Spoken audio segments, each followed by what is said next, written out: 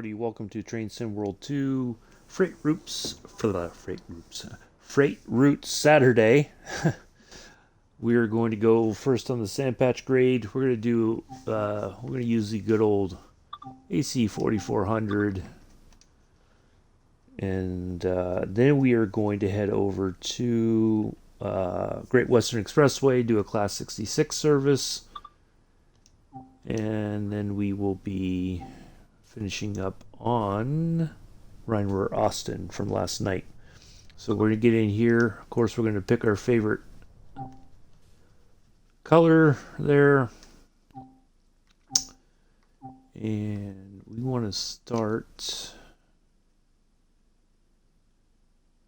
Okay, so we're going to take this 756 service from Cumberland to Rockwood. It's an intermodal service, so hopefully I don't think we're going to have too many problems getting everything going. So we're going to get in here and get everything set up. We'll walk through, of course, the brakes and everything, and we'll go from there. So hopefully everybody's having a good Saturday. A little bit chilly here in New York, but it might warm up just a tad today. Who knows? So we'll get in here, get this done. It's going to take a couple hours, of course, because it's not 90 minutes. It's probably going to be closer to maybe a little over 2 hours to do this service. And then it should be a fairly quick service on the 66 and a fairly quick service on Rhineware Austin. So anyway.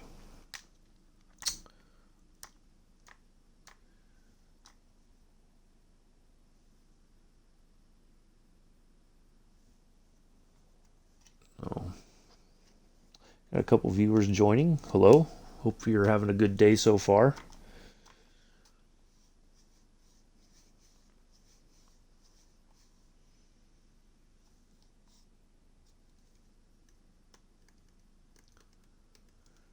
We'll walk through. We'll take our time making sure we set up everything. We'll get that there. Let's make sure we'll just go ahead and hit all these buttons first. Get the generator on. Oops. Gauge lights on. Let's go ahead and get the stuff back here set up.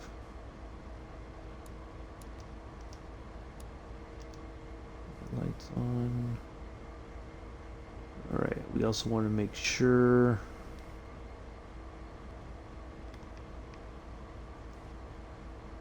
where is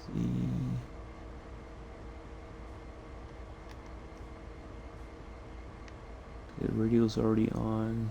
We don't need the refrigerator on. We don't need that.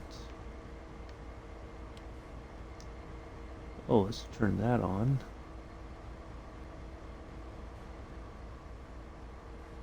Alright, I think we're all set.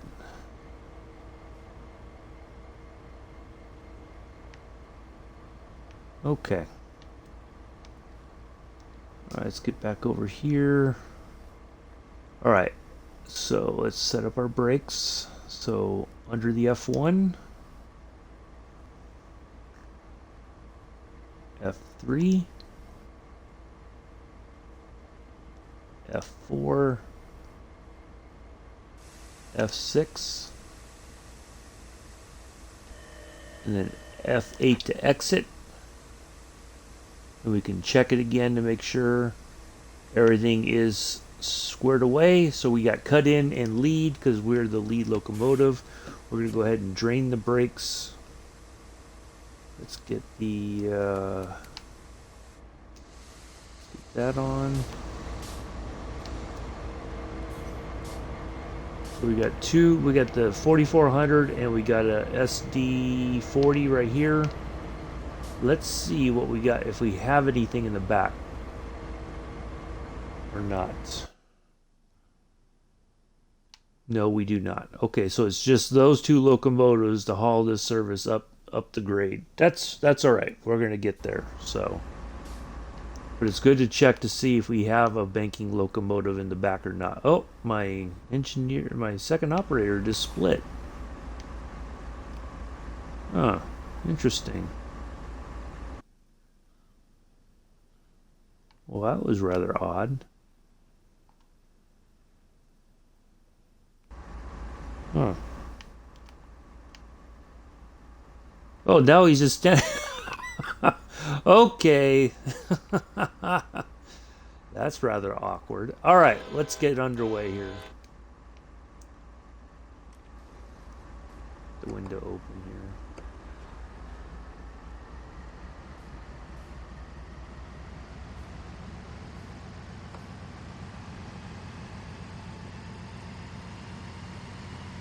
And we are underway.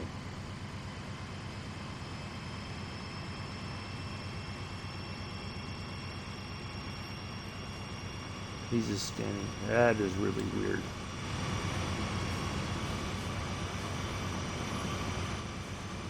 Alrighty then. Interesting.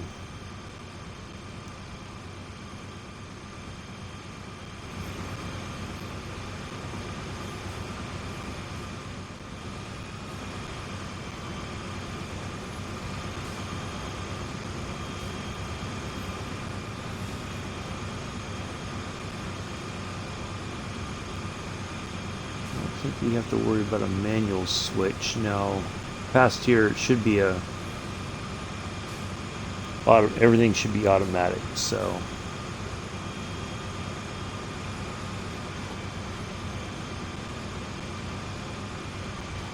Nice morning here on the sand patch grade.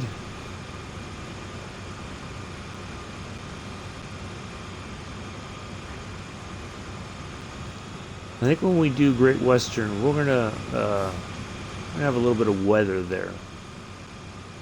We'll have some rain.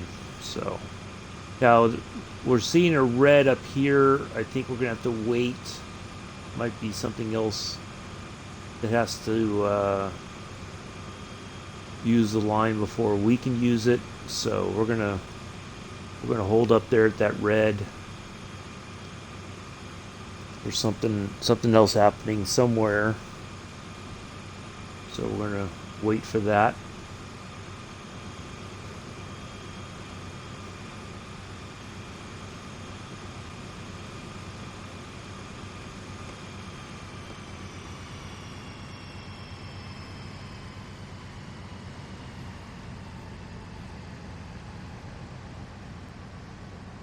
Hello, Mr. Adams. How are you?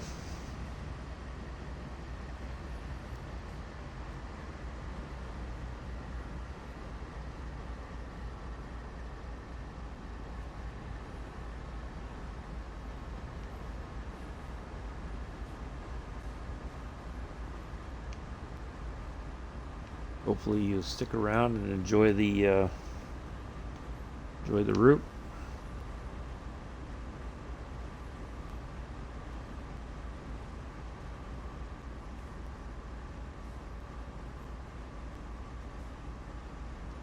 I'm good, thank you. Just waited as long as I could to get started. Um, so anyway, it is what it is.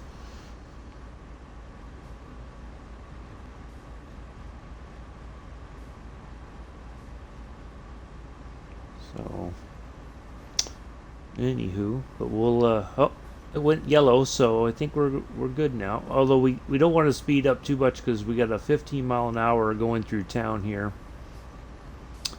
and then we'll once we get past the town limits here, I think, then we can start speeding back up.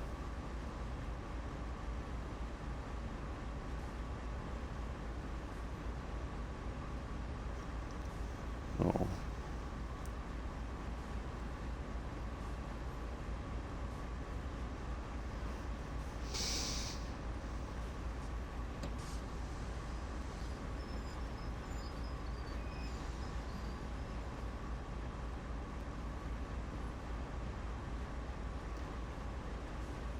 Oh, we've got a few more viewers popping in. Thank you for joining.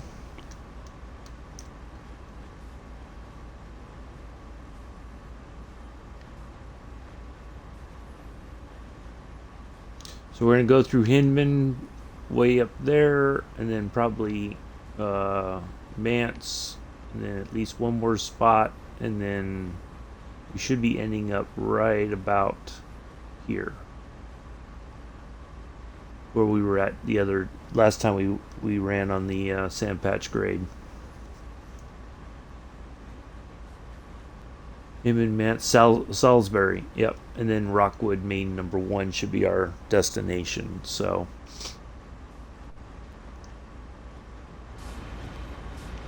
we got this nice, lovely intermodal service. This Alone AC 4400 and an SD 40. Nothing at the tail end. No banking locomotives today. So I think we'll be okay.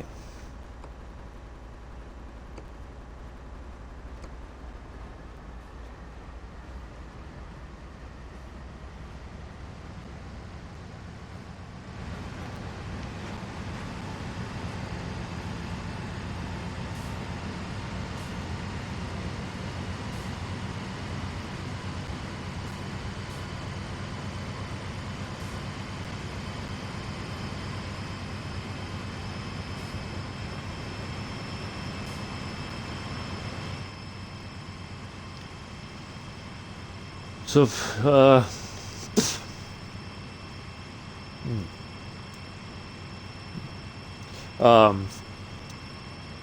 hopefully everybody's having a good morning, and if you want to say hi in the chat, please feel free to do so.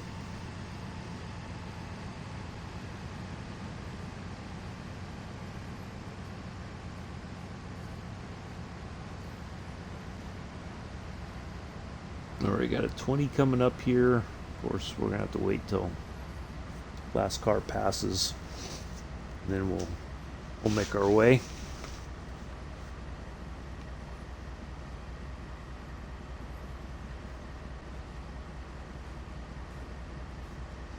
And then I'll load this up onto YouTube later today once we're done.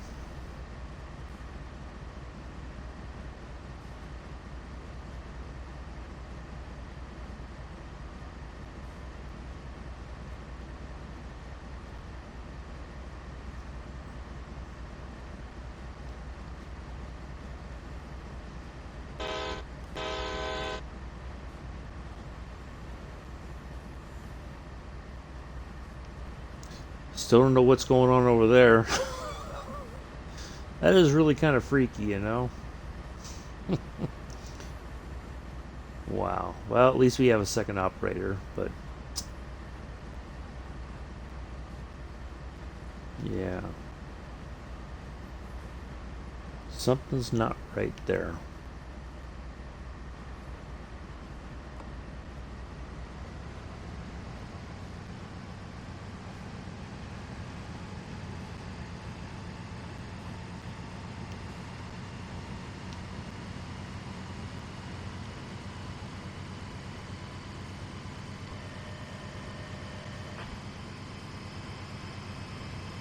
It does sound like the A radio is on.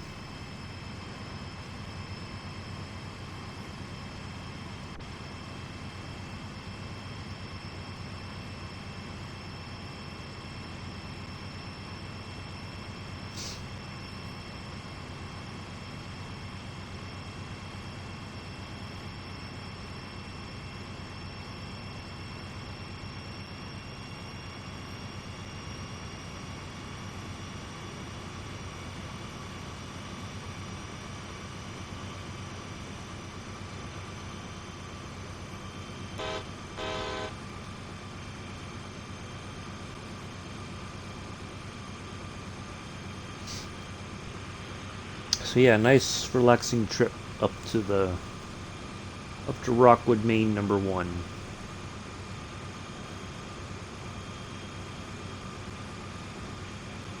Alright, so we'll have 20 and then 25. Get off the throttle there because we're just a slight downhill, and train will start to kind of pick up speed on its own. Should. Especially as more cars get here on the downhill slope.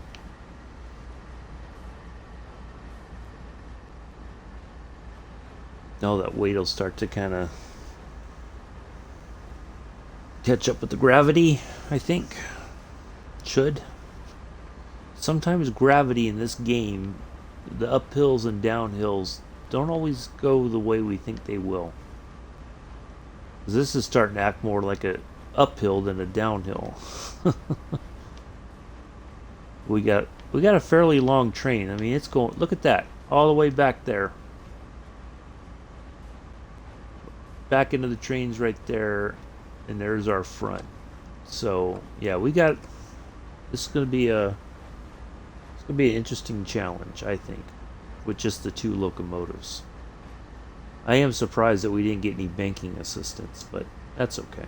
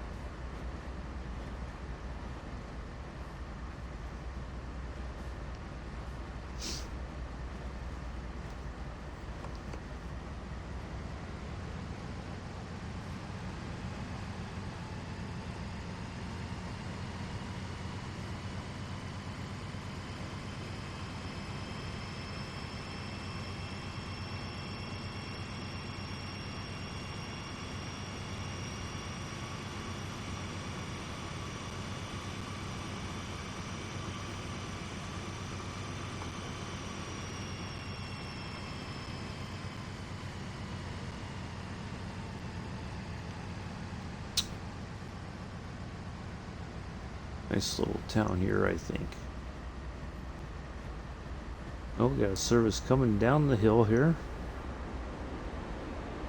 Look at that. Got the best, it's like a mixed freight. You got box cars and yeah, looks good.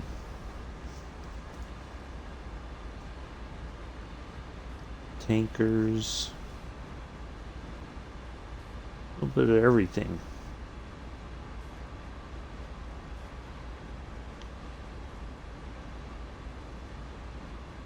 All right, now the train's starting to pick up speed because the majority of the weight of the train has gone onto the downhill.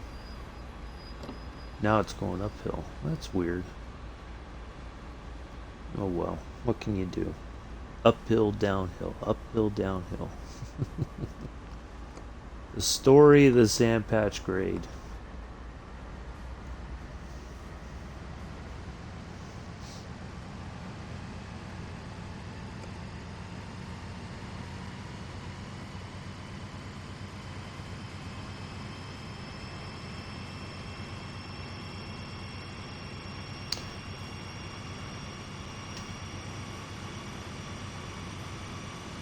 We still haven't even gotten past the marker for the 20 mile an hour. Should be coming up soon, I would think.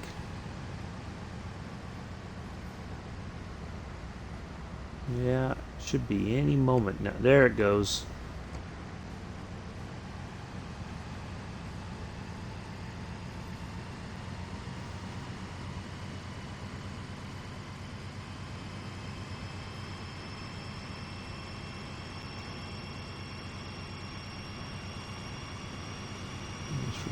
Let's put on this side cab light, just so we have just a little bit of light in the cab, because we'll go through some tunnels here eventually.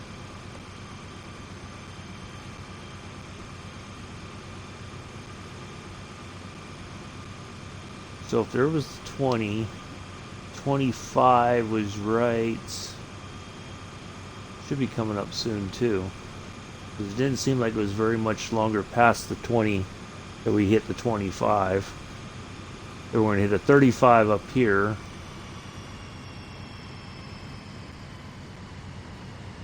Probably going to get popped for speeding because I was just a bit over. Oh, there's the 25.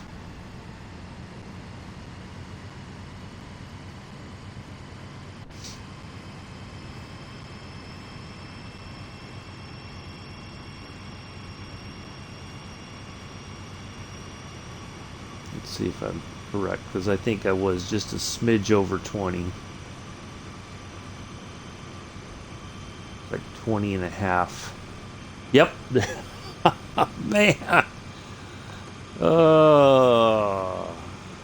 Unbelievable. They rounded up and dinged me 15 points.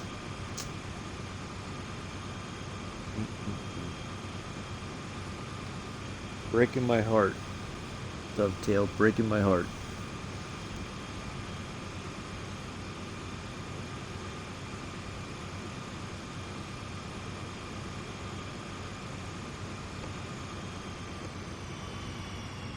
Alright, we'll just cruise here. We're at about 23 or so.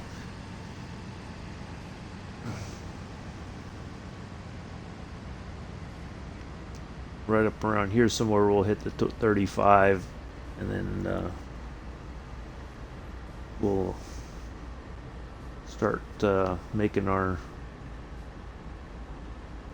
rapid movement to Hinman, and we'll head up the hill. We'll start hitting right about there. As we get it to Hinman, that's when we're going to start hitting most of the grade. And it'll be all that way until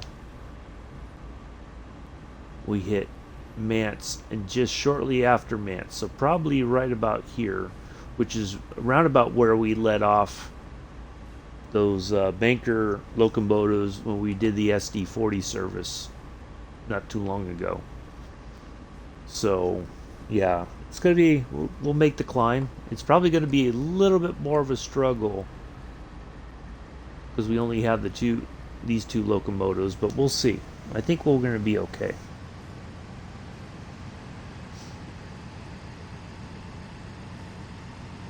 But once we make that left turn to go up the hill, basically,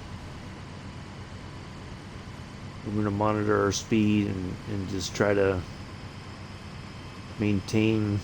I mean, we may speed a little bit by accident, but then the bigger trick, because we're going to have a lot of weight behind us, that's going to be the bigger issue, I think, on the downside. Is, if we were going the opposite direction, either one would be a challenge, because all that weight behind these two locomotives, we're going to have to kind of watch our brakes really well here.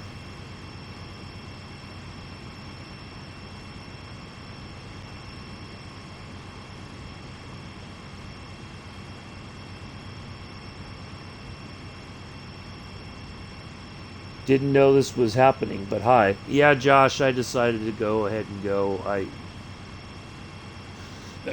tried to wait as long as I could to see if Richard was going to pop on and start his streaming today, but, it is what it is. So, he deserves a break as well if he's going to take the morning off and whatever. I thought he was going to be on this morning, but maybe I misunderstood it. I don't remember. So I waited, I think, plenty of time just to make sure. But anyway, hope you're well, Josh.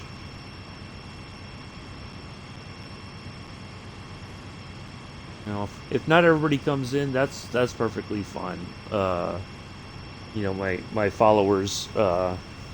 If only a few people show up, or even if nobody shows up, that's okay. I'm good, yes. That's good, Josh. That's good. Did I see the Cane Creek screenshots? Yes, it looks good. I can't wait to...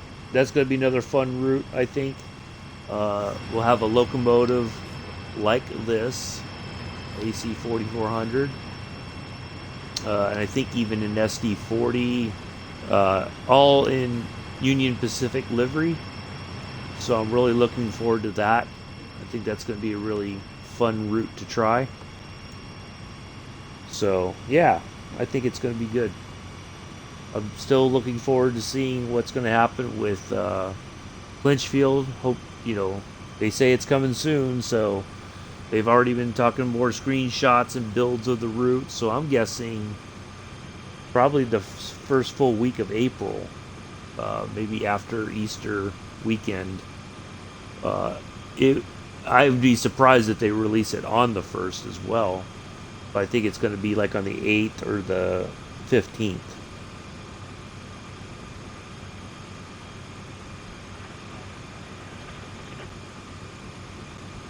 But yeah, I'm looking forward to that. So, yeah, Clinchfield shouldn't be too far away. I hope so. I hope it's, you know, and then we'll start to see more stuff about the other routes. There's there's locomotives that are pending release, so that'll be good to see those come out.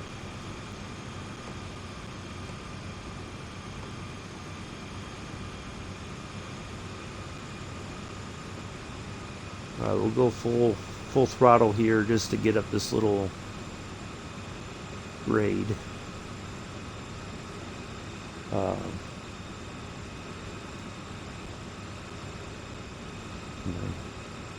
He's still standing there.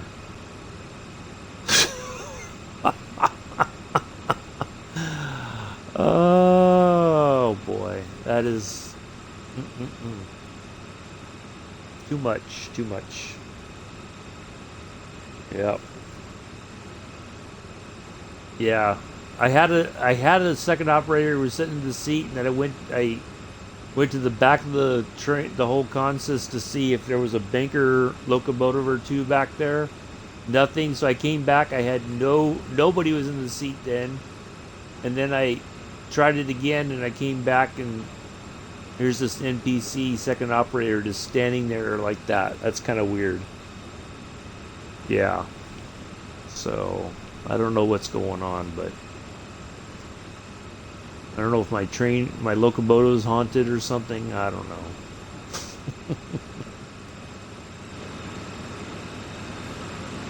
You see, even, yeah, look at that.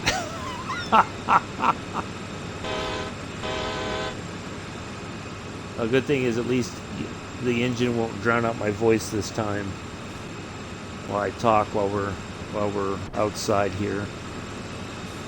Look at the SD40 is really working. Look at that. It's got all that smoke coming out, like,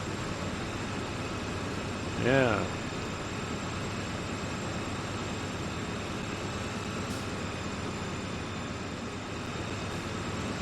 And even look at the light numbers are kind of messed up. The numbers aren't fully lit up. And there's some. Oh well, what can you do?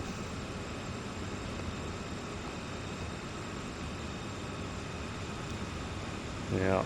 What is he? I don't know, Mr. Addies. It's just, that's how it was spawned in. Let's see if I go back to the back of the train, what happens. And I go back up to the front. Let's see if, now I got nobody. Look at that. And I'm not even in there. It's oh my goodness, it's a driverless train. Okay, now I'm there. Oh well, that's alright. Yeah, I think so. That is broken. Yeah, and then now nope, the lights are still messed up on the numbers. Let's see if I can find the switch for that real quick.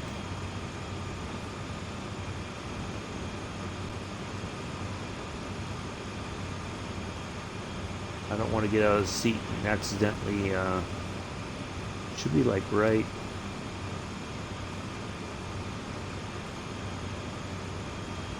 Be one of those right there. I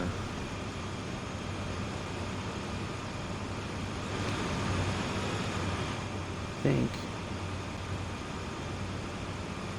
Yeah, it should be that switch right there.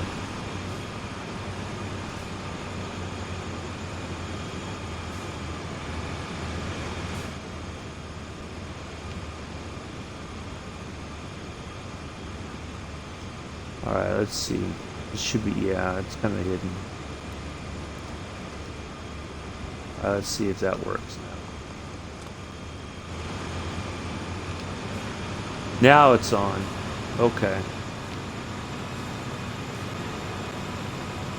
I don't know what's going on, but alright. At least At least I'm still in the cab. I don't know about the second operator. I guess he just said, "Screw it, I'm out of here." Oh well.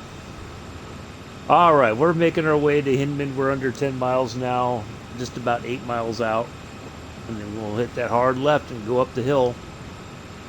Right there.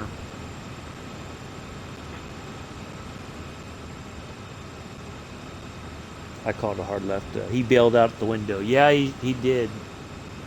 He sure did, Josh.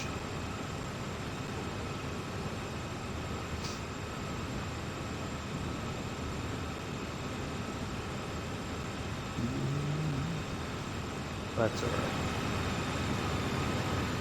We don't need a second operator. We got this under control. Maybe you know what? He probably like climbed out, went back along here, and he's probably hiding out back in this SD40 somewhere.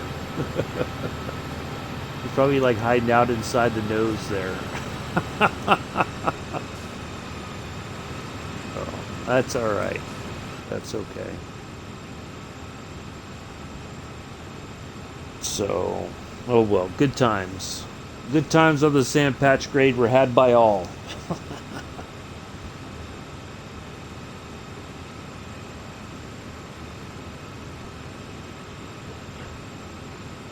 Yeah, we're just moving right along here up to Hinman, so.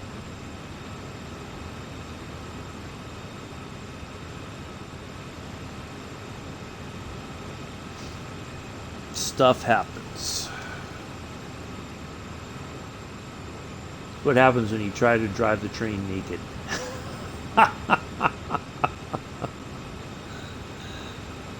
All right. So we've been streaming for about half an hour. We haven't even hardly. We're just now going to get ready to go up, really truly up the grade here, which is fine. Of course, we got started. We took a look around. We were there at the Cumberland Yard for just a little bit, just to make sure that we had all of our bells and whistles on, so to speak, and try to find out if we did in fact have some banking locomotives at the back there, which we don't, so that's okay.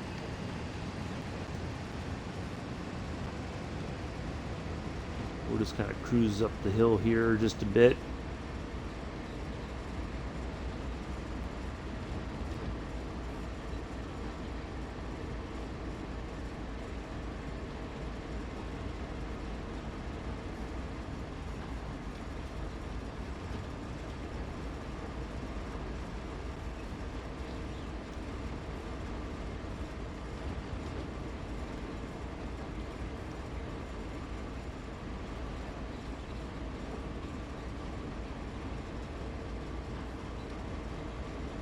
Yeah, when we go over to Great Western, we'll put some rain on there just to kind of. Well, I'm still doing the U876 run. All right, Josh, cool.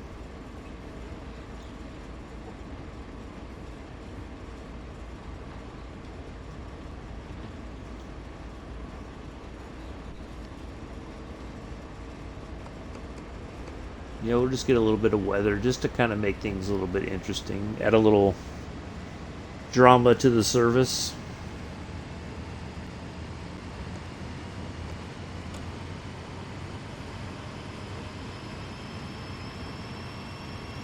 In the almighty SD40, there you go.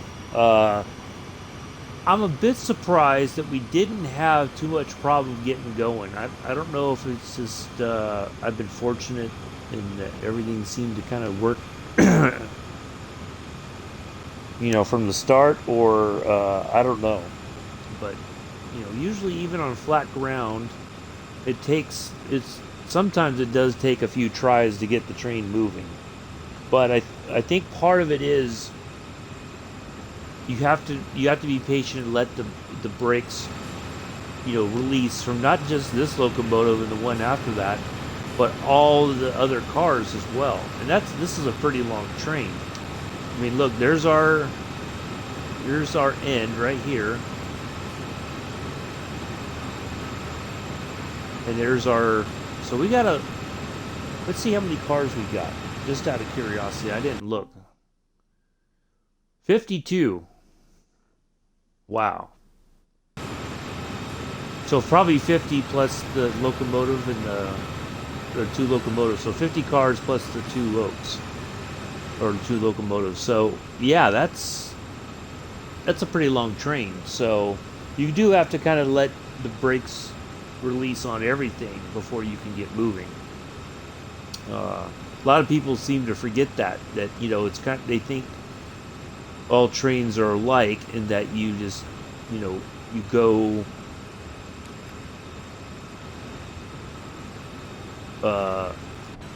you could just go and that's it.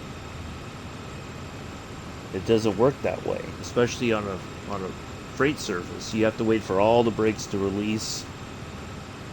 It's not like an S-Bahn passenger service. As soon as you release the brakes and then go into the throttle, that the brakes just suddenly, and you're on your way. It's going to be fun reversing this 50-car train down to the coal loading. Yeah. Yep, I think I've tried that before. It's a challenge. There's no doubt.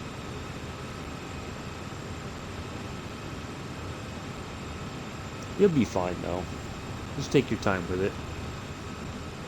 Don't worry about a gold medal or anything like that. Just you'll be okay.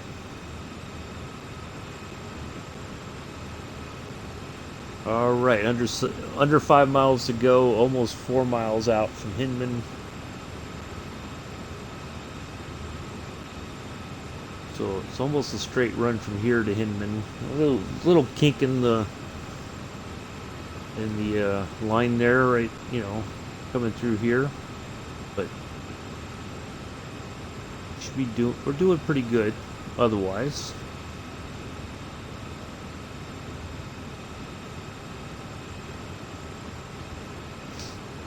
Now, of course, I think as we get just outside of Hinman, I think before we make this nice left turn here, there is a reduction in speed. I usually prefer to just kind of let gravity do its thing. We're going kind of uphill here already. I just let the gravity kind of do its own thing and naturally slow us down. Because, and we're going to see this again when we get to Rockwood, we got all this weight behind us, and we're going to start doing that. It's going to have that slamming effect, right? So, because all that, once we hit the brakes, all that weight's going to come forward, and it's going to push us forward. So we're going to try to be careful as we go into Rockwood. What we might do is just stop the train and wait for all that to kind of dissipate, and then we'll go into Rockwood. We'll just kind of crawl into Rockwood, because then hopefully we're going to lessen that chance of that accordion effect, basically. The front stops, and then the stack action, or slack action. Yes, that's it, Josh. Thank you. We're going to try to minimize the impact of that happening, if we can. We'll see if we can do it or not. I think we'll be okay, but what I don't want to have happen is that it pushes us forward, and then bam, we go past our stop point and right through that red light. So once we're closer to Rockwood Main No. 1, I'm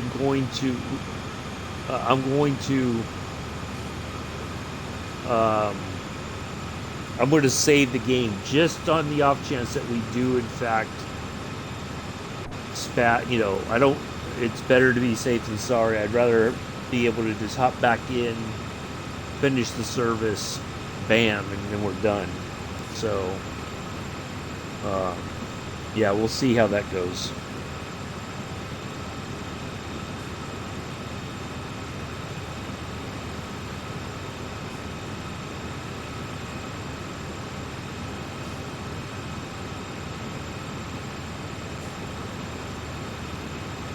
Um, what else was I gonna say?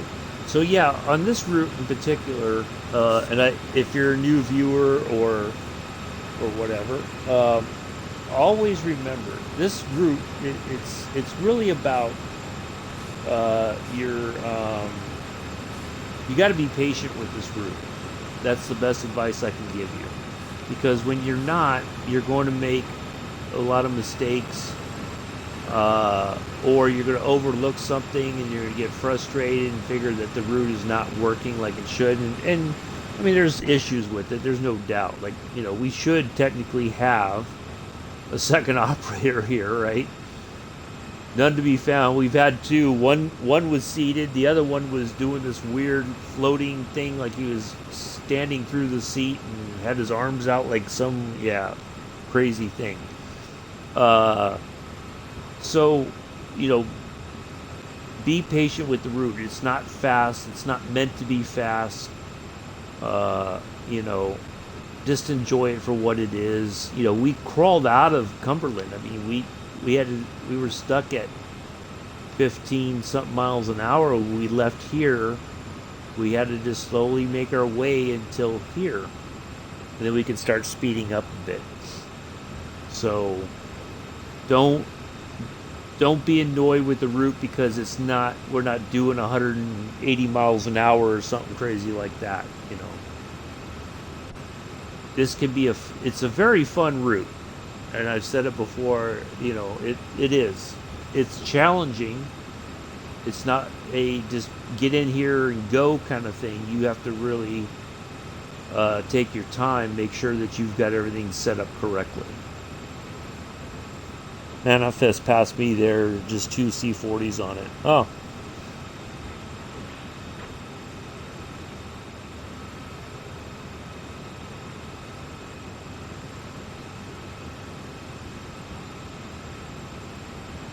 All right, less than a mile to go to Hinman.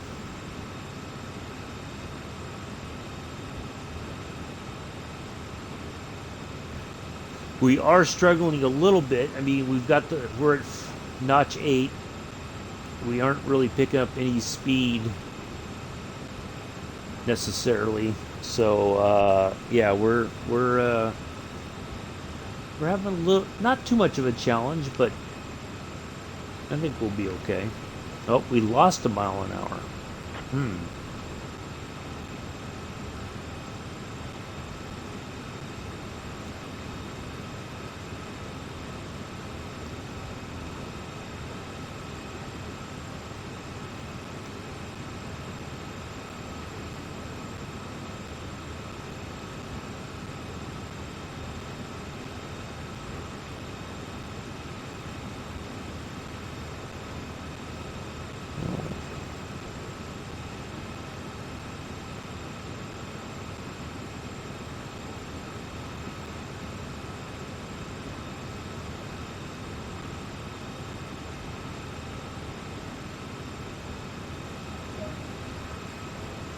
All right, there we go. All right, so we're gonna come off the throttle here just a bit and cross this lovely bridge. I really love, man. I'd like to get up there and get a picture of a train crossing that bridge. That would just be fantastic.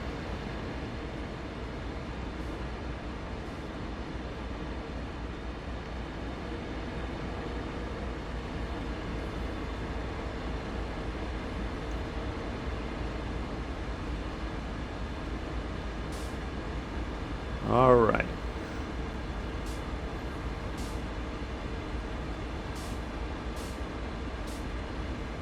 Look at that. We didn't even have to get on the brakes. We're probably going to be going a little bit past 25 miles an hour when we get up here, but I'm not going to worry about it too much. We'll bleed off the speed. Now, well, we may even be below 25 by the time we get there. Yep, there's 25. It doesn't take much to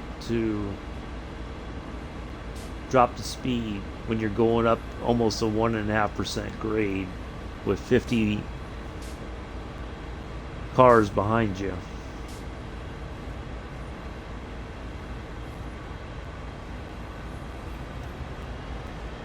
All right, let's get back on the gas here just a bit so we don't lose too much more speed.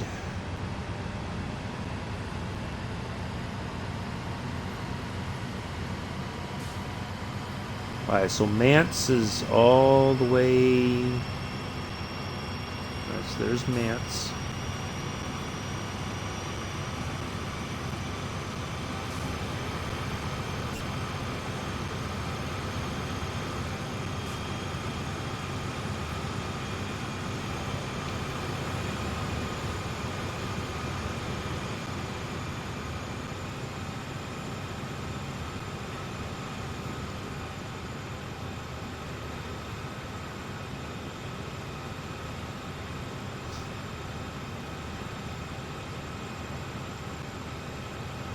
Oop.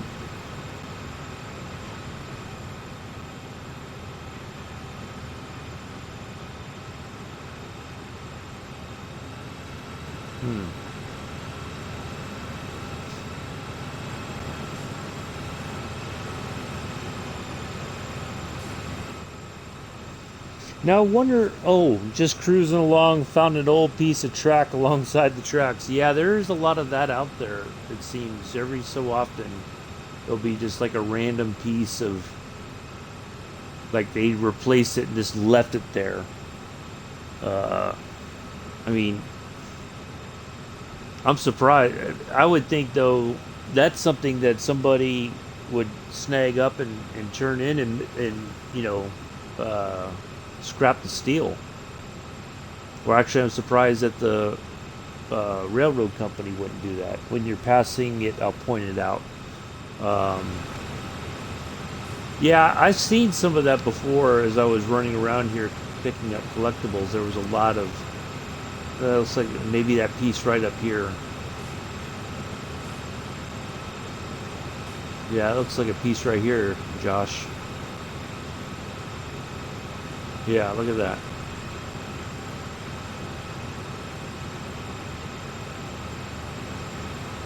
Um, yeah, I'm surprised somebody didn't come out there and, pick it up, cut it up to pieces to sell it for scrap. But I'm sure, if you did that, you'd probably get caught for trespassing and it's about 5 miles out of Mance.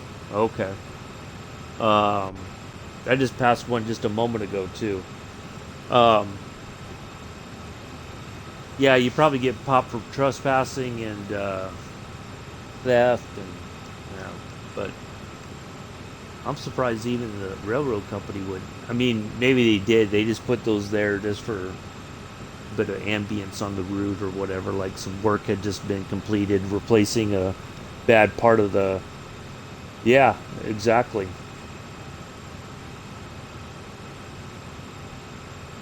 So, anyway, yeah, I do like that part about this route. That is the cool thing about it.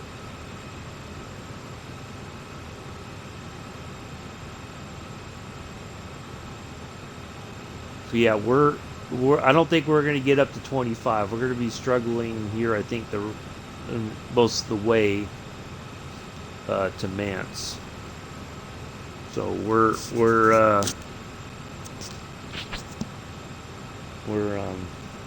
stuck with what we got. So we'll just make our way there.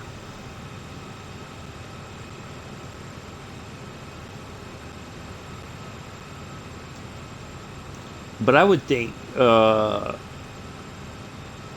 I don't know. I guess maybe it wouldn't be close to real life if we had bankers on the back uh, helping us up the hill. So I don't know.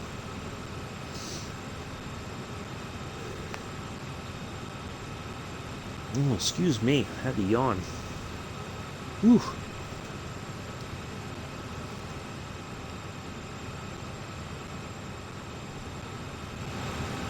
Now, if we go to the back here, let's take a look at what's happening at the back end of the train here.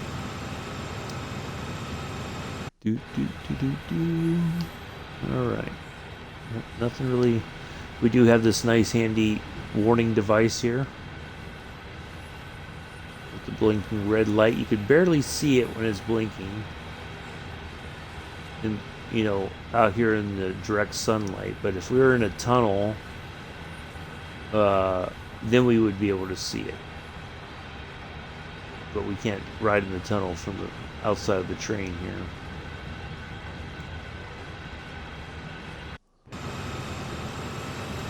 All right. Oh, I have somebody here with me. Okay, now we're all set. Now there's our second operator. Okay. Properly seated and everything. No crazy standing through the chair, or head going through the roof of the locomotive and all that kind of stuff. So, all right. At least now we finally got somebody with us. So, but we won't really need to go to the back of the train for anything the rest of the trip. I was just kind of curious just to see what would happen if I did do that. Would we get a second operator? So we did. So now it's all fixed. But I do wonder. But now the lights are all messed up again. Huh. Well, since we're kind of stuck at 18 miles an hour.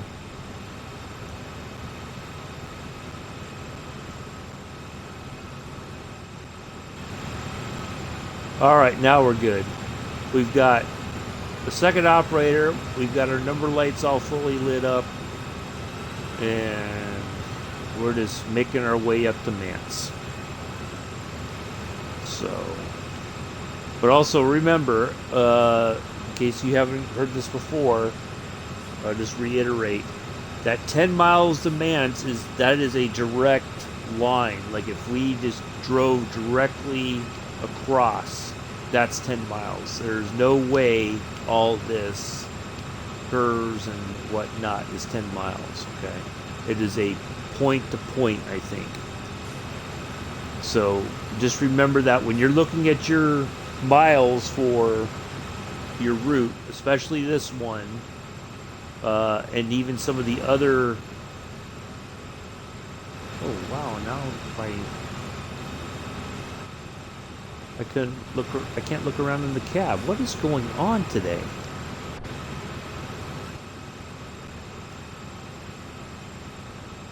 Okay, now I can move. Okay. Man, there's just something weird going on with this service. Anywho, yeah, just remember, and it's this route. There's some other ones that you have to kind of go away from your objective, your via location or your stop point before you get there, and it's gonna your numbers to that point are going to vary.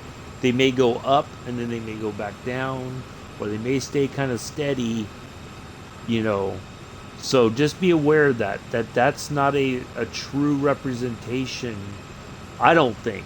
I'm kind of guessing here, but that's just my, estimation that,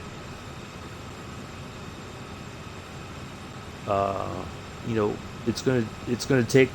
It's more than 10 miles to get to Mance. It's saying 9.7, but still, I think that's because we're straight line. We're just a smidge closer than we were just a moment ago. But we're going to go up here, and, that may shorten the distance, but,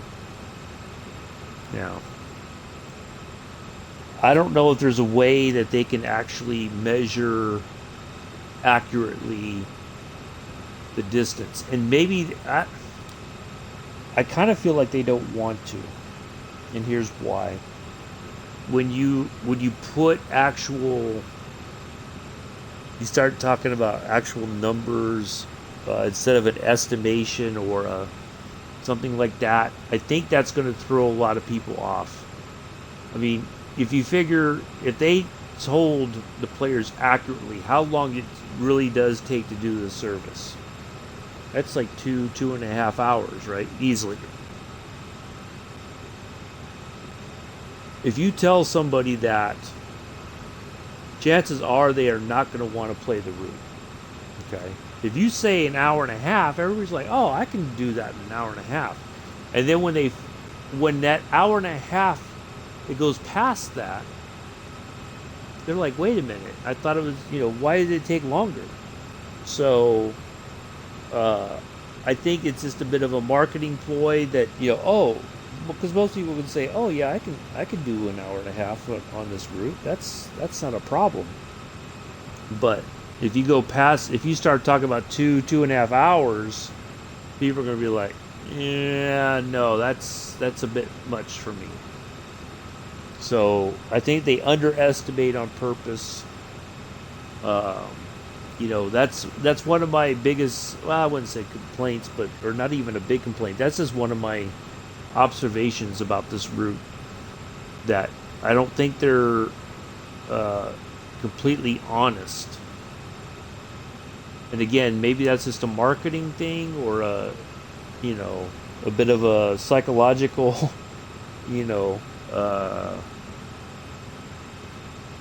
but a bit of psychology that they're using against us. That, oh yeah, an hour and a half that's nothing. I can do that. I got. But yeah, when you're starting talking longer than an hour and a half, I don't think most people will be like, yeah, no, I'm not. I can't be bothered.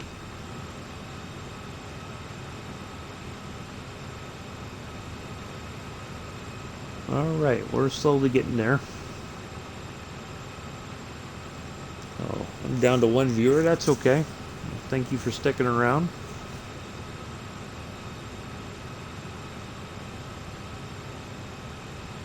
Know that you have other viewing options when it comes to streamers. It's like riding on it. It's like taking a flight. They always put that. We know you have other options when it comes to your air travel. That's all good.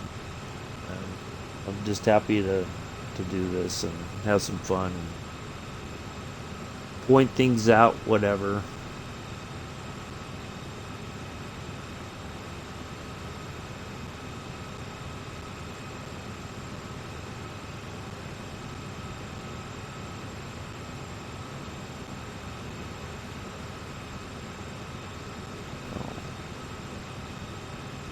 Yeah, I was thinking about doing something different for freight today, but I'll just do sand patch grade.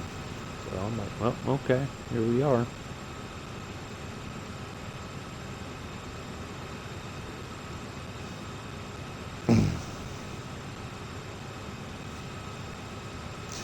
Because this is a long route. Well, not miles wise. I mean, it kind of is. It's just it takes so long, and that's the difficult part. And how do you, I guess, how do you get enough interest in something like this? Yeah, it would be great if I had like 10 or 15 people in the chat. If there's questions I could answer.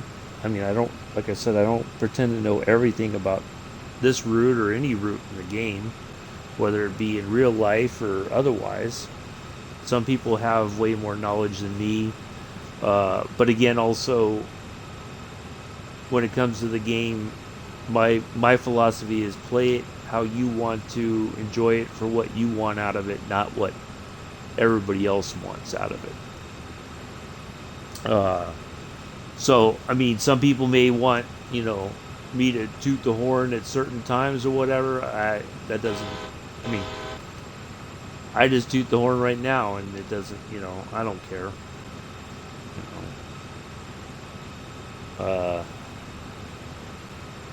I just rather enjoy the scenery and have a laugh or two and, that sort of thing. So, it's okay.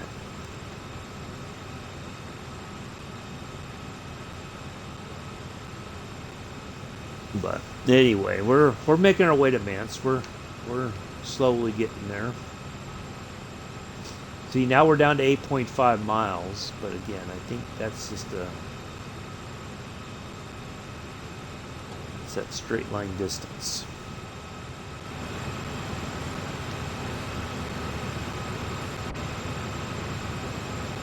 SD40 seems to be working overtime there.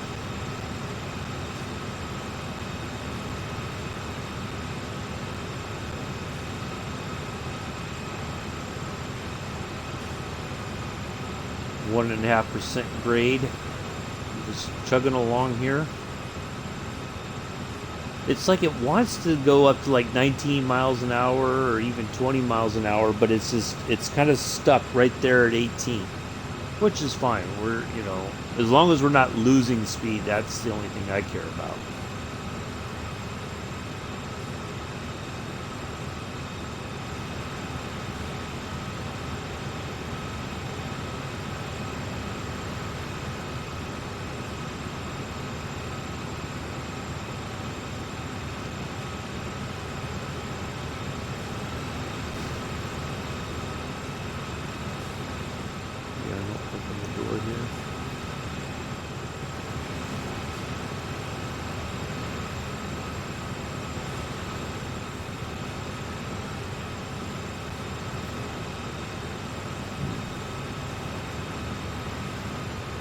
There we go. So there's like this, there's a door and then another door there to get into the cab. If you're outside, you can go, well, there's two ways you can go. You can go up the steps in the front to the door here, or you could come around the back here just on this side only and enter the cab right there. There's no door on this side. You have all these boxes and whatnot. So yeah, there's no exit from here on the second operator's side. So it's through the nose to the doorway right here from either step side, or from the door here behind the driver's seat.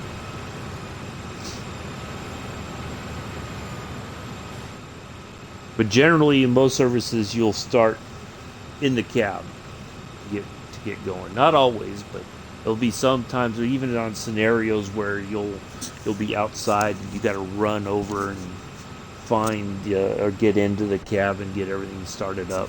Well, not even necessarily started up. That's the one good thing. I don't know if it's different on the PC or not, but at least on the console, everything's pretty much, for the most part, is already on. Like for this one, all I had to do is turn on the generator field. The engine and the control thing, those were already on. I just had to put the engine on. So you don't have to go through the whole startup procedure and hit this button after this button and stuff like that. No, it's all about just come in here, get your reverser in, get it going the right direction, get your brakes set up, get your lights all on, and you're all set.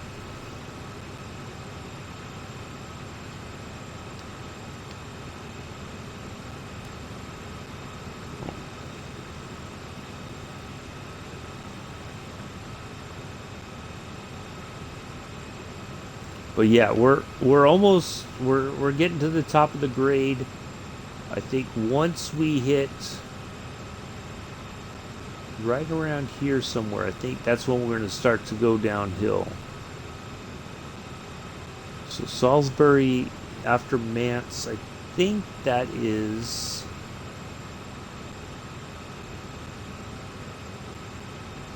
somewhere around in here somewhere, I think, if I remember correctly from the other day.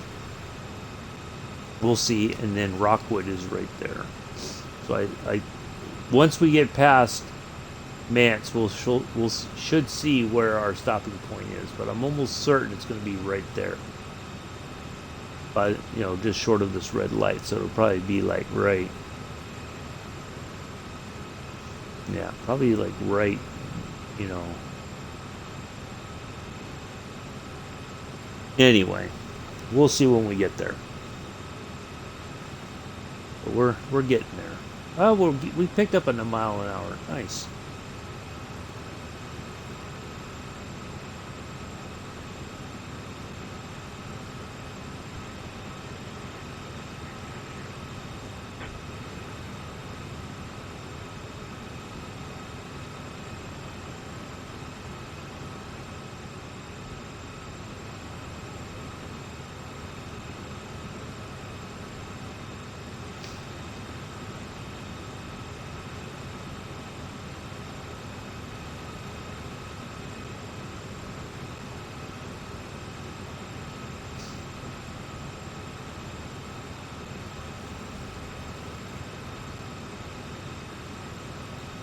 So yeah, Class 66. It shouldn't take very long. I don't think we'll just do it from one point to the other. Shouldn't be any stopping along the way unless we have to stop to let a passenger service go by or something. But we shouldn't have any issues with that.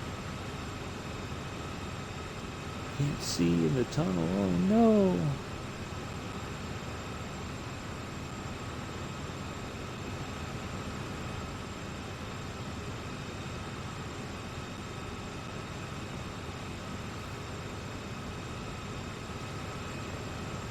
At least we'll put the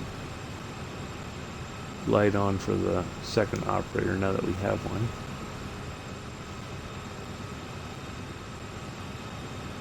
I am a bit surprised there just isn't an overall light in the cab.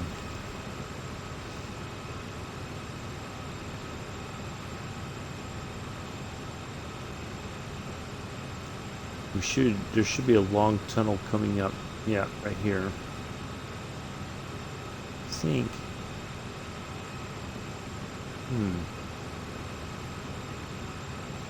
Oh well. We'll get there.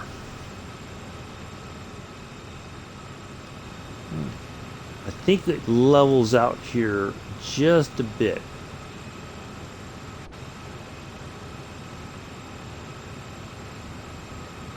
Almost at 20 miles an hour.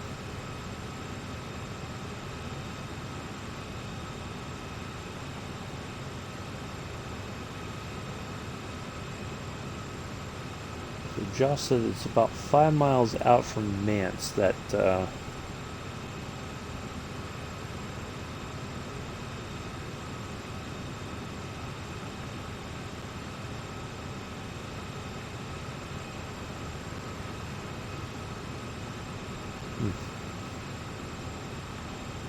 picked up a little bit of speed.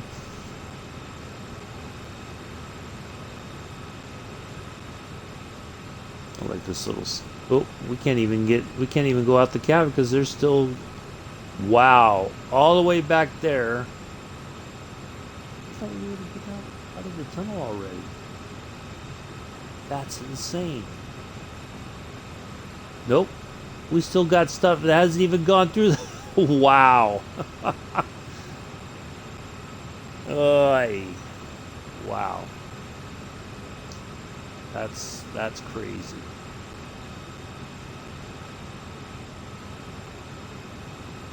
I missed a nice little bit of scenery there because I can't go outside the window.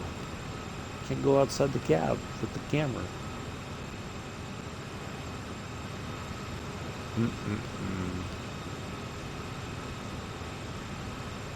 Wow, that is just... Okay, now everything's cleared. Now we can be outside. Yeah, I was going to say, there was like a nice scene back there with that little bridge and the little river here. Oh man, that'd be some good fishing spots, I bet, right along here.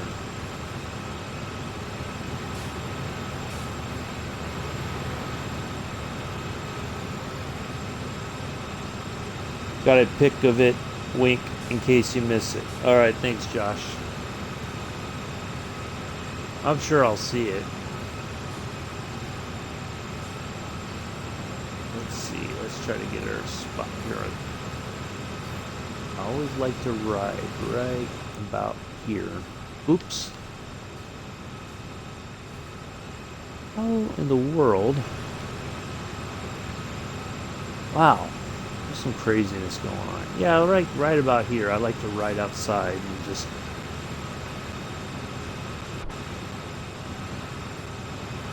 You know, because you kind of just turn around, look back there. Now, I think this system right here, I think, is a GPS system so that CSX knows where its trains are at all time. That's what it looks like to me. This is like the antenna, so to speak. This right there.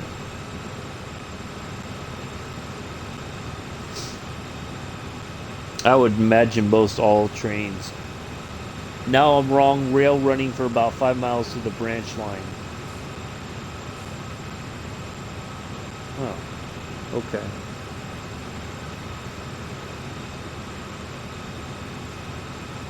So we had a 30 mile an hour. We just went. Now we're getting ready to go back down to 25. I mean, we're not.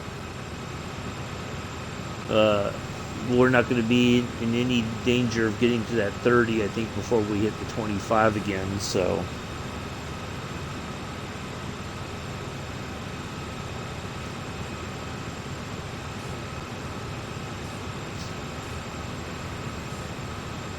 I mean, I'm basically just telling you my journey. Yeah, got you, Josh.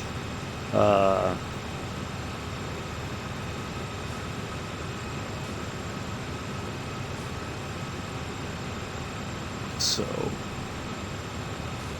next up, I'll tell I've spat. Well, hopefully not. I think you'll be okay. Should be okay.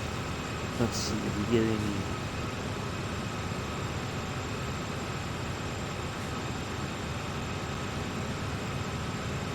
Okay.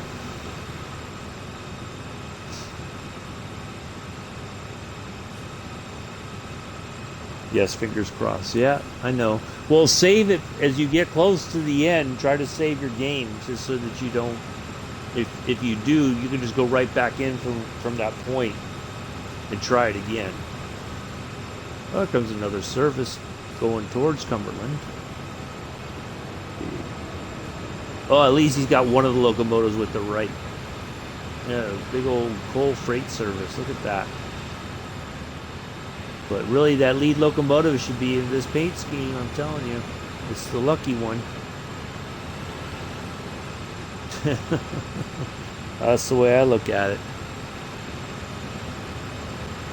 Alright, we're slowly, we picked up just a bit of speed. Let's take a look here. How much more do we got to go? Alright.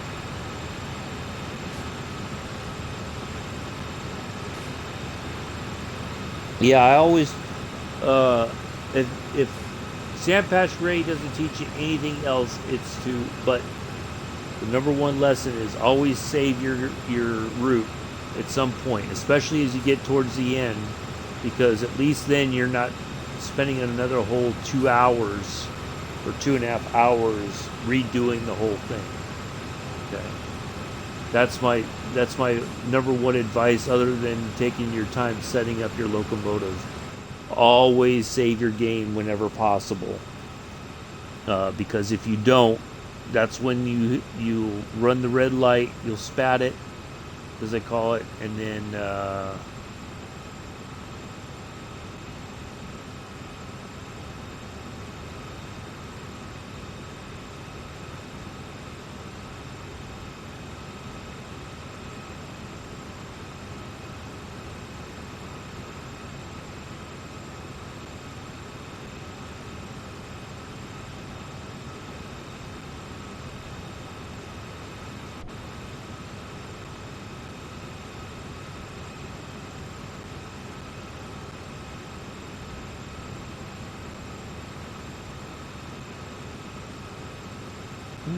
I guess they're finally making a little bit better effort with that stuck ship in the Suez Canal. Interesting.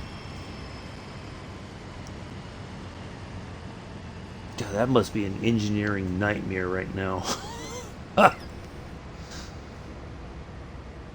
Oh, that ship's captain's gonna have a lot to answer for, I'm sure.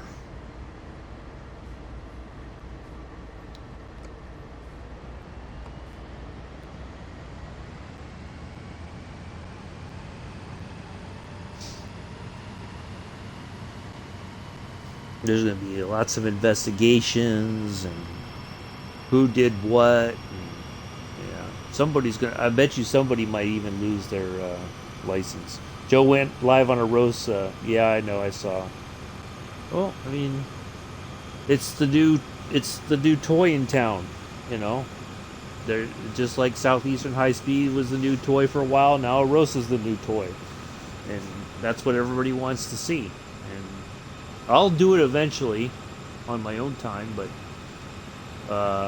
yeah, it's the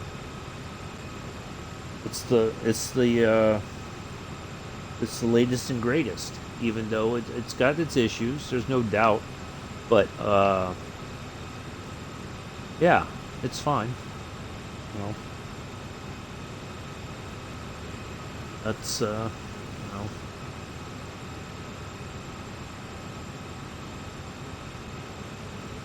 What I've learned, and maybe it's just me, but when a new route comes out, yeah, I would like to have gotten it on a launch day, but is all excited about it. But the excitement's starting to wear off just a bit quicker than I think Southeast High Speed does, because there are some issues with it. There's uh, unexpected derailments for no reason whatsoever. Uh, so at some point people are going to be like, yeah, I'm not. They don't even be bothered with. There's that. Oh, back there. I think I saw it briefly. Yeah, I could see it back there, right there. Uh, at some point people are just going to give up on it until it's fixed. I'm sure the forums have already been flooded with, well, for lack of a better term, complaints about how crappy. I mean, it looks good, but there's a lot of issues. So I'm in a way I'm glad I didn't buy it on launch day, because I probably would have been frustrated with it and said, "Yeah, it's just there's got to be some serious patches coming out for it, I think." Um, so yeah, it does look good. Rivet did. I think they did a good job, but there's gameplay problems. I think that either they didn't expect or uncover, basically. So look, we were at just under 5. I think we're at 5, or I don't know, but the miles have changed again, but that's okay. Um, so yeah, some people are going to keep after it and see if they can at least get something done to showcase the new route. Uh, you know, and that's their choice. I'll get to it eventually. We'll put it into the mix. Um, but that's just how I approach it. Is it's better, I think, to wait or to see. And it's certainly it showed me that there are some serious issues with the route that need to be addressed, especially the unexpected derailments. Um, but once there's a plan in place from them to fix a lot of that stuff, and I'm sure there is a plan, but until they share it, it's kind of hard to know what their plans are, because Rivet is uh, notoriously quiet about their stuff for whatever reason. So I don't know if there was, maybe they knew about the problems. I hate to think that, honestly. I do hate to think that a game company knows that there's those problems out there and just knowingly this is, the heck with it, we're going to release it anyway and we'll figure it out later. But that does unfortunately seem to be the ongoing mentality of a lot of game companies. And we always excuse it because technically, I mean, the game is kind of broken. Not the game, but the root is kind of broken. It's you can play it, but it's hard to play. You know, because you just don't know when something might happen that causes you to derail or whatever.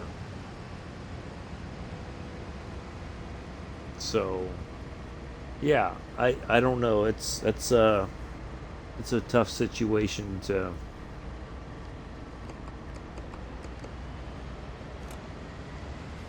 But I do get the feeling like a lot of game companies now are just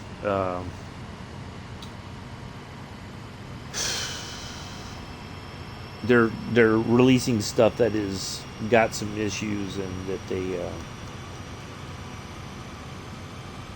just they figure, oh, we'll just patch it later on.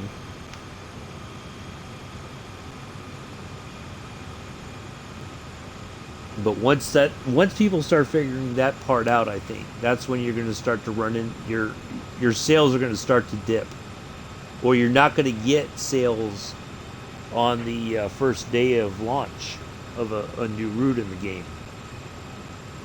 People are going to wait because they're going to be like, well, I'm a bit suspect. I'll wait 2 weeks, or I'll wait 3 weeks to buy it. Because chances are there's going to be a lot of glitches and bugs and stuff. And I'd rather not be frustrated by that, you know. So, you know, I'd like to give Rivets and Dovetail Games the benefit of the doubt, but sometimes it's kind of hard to do that.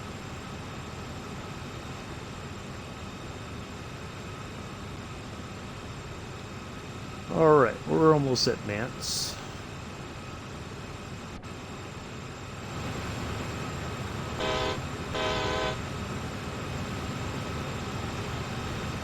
You know, I do understand too that Dovetail Games has a lot on their plate that they're trying to fix.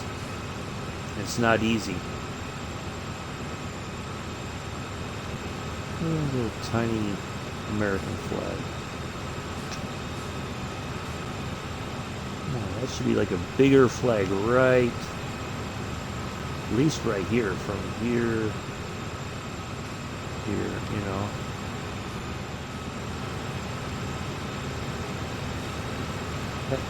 They could have put one like right across the top there.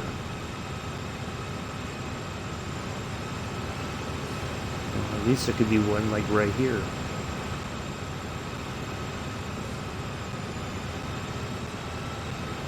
But I know they want to be, you know, they want to show it's an American. No, this one doesn't even have one. Not even like here or back here. Oh, there it is, one right there. Let's see if they're both facing. Okay, so really, the stars and everything should be facing over here because the train would be moving forward, but I don't know. That one's correct. The other one should be the other way too.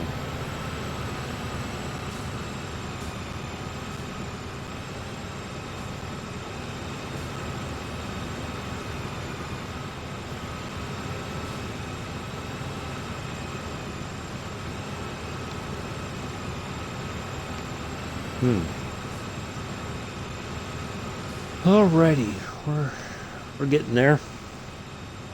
We're getting there. After we get to Mance, it's pretty much all downhill from there. I think there is I really thought there was a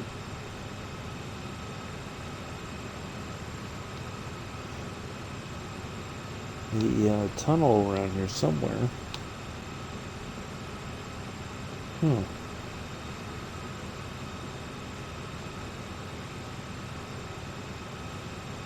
Maybe I'm thinking Aftermaths.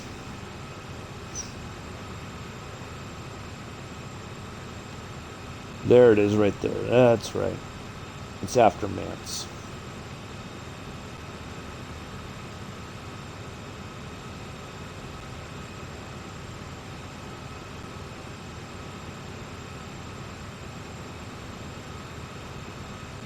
So figure we're almost at 90 minutes of streaming, right? Which means we're probably at an hour, maybe just under an hour 20 total on the route actually, maybe give or take.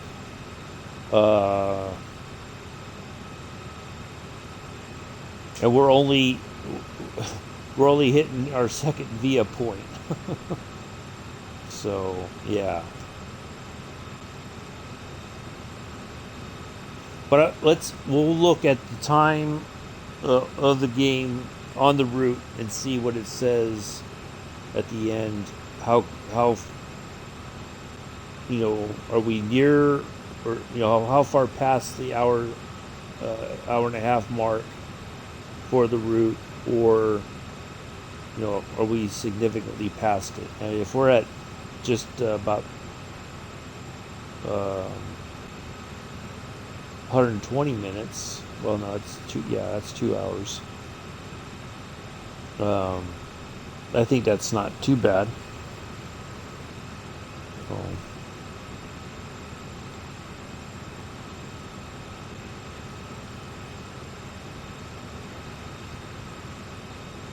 It's just now 10 o'clock here, and I think I started at 20 to 9. So this route does take some time to complete.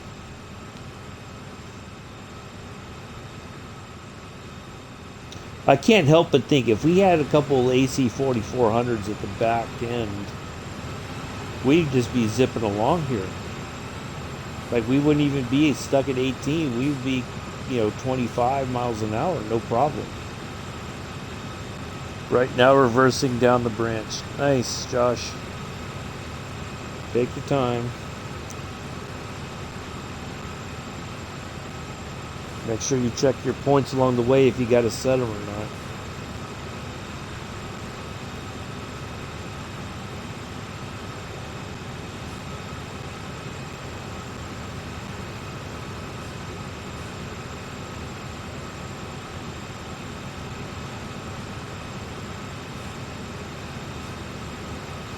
I got a pigeon on my little deck here outside my apartment, just standing there looking at me.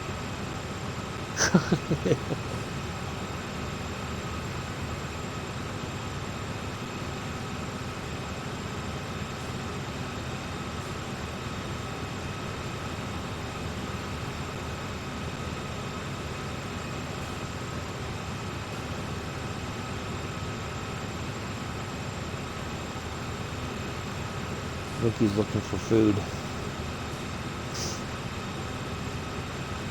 He keeps trying to pick up a branch or something, like he's gonna pick it up and go to like a nest or something. I don't know.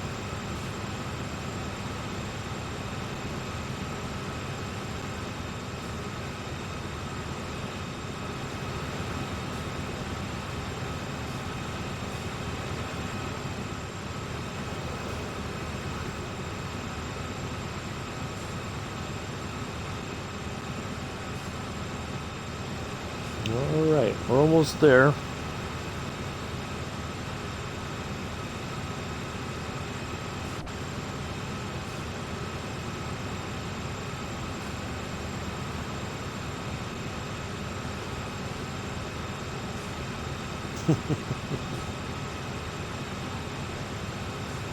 I see the pigeons land every so often, and then they have a squirrel or two that come running across my little deck here.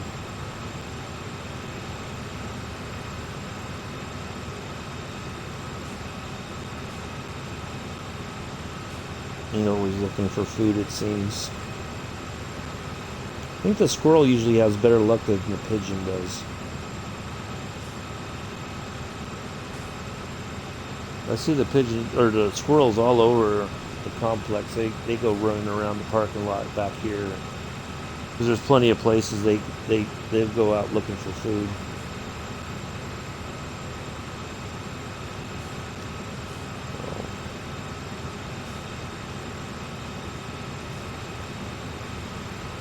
All right, let's see how we're looking now. Oops, that's not the way I wanted to go. All right.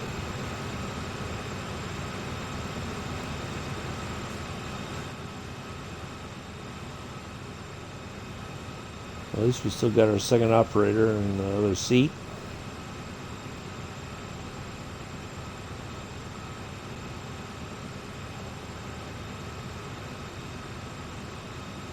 Now, I am curious if some of the problems we've been experiencing on this route today with the second operator, especially, if that's a problem with last, I've got an Xbox One. I don't think it's an Xbox One X. I think it's just an Xbox One. I mean, that's considered last gen at this point. I wonder if last gen console users are experiencing stuff like that, or if it's a across all, whether it's last gen or current generation consoles.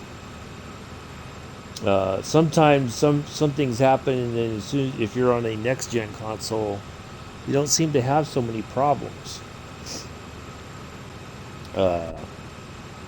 I don't know how. I think it cross all. See you. I'm on the Series S. I've seen it too. Yeah, but even so you're on the newer Xbox and you have the Series S. Wow. Okay, so it's a problem across everything. Okay.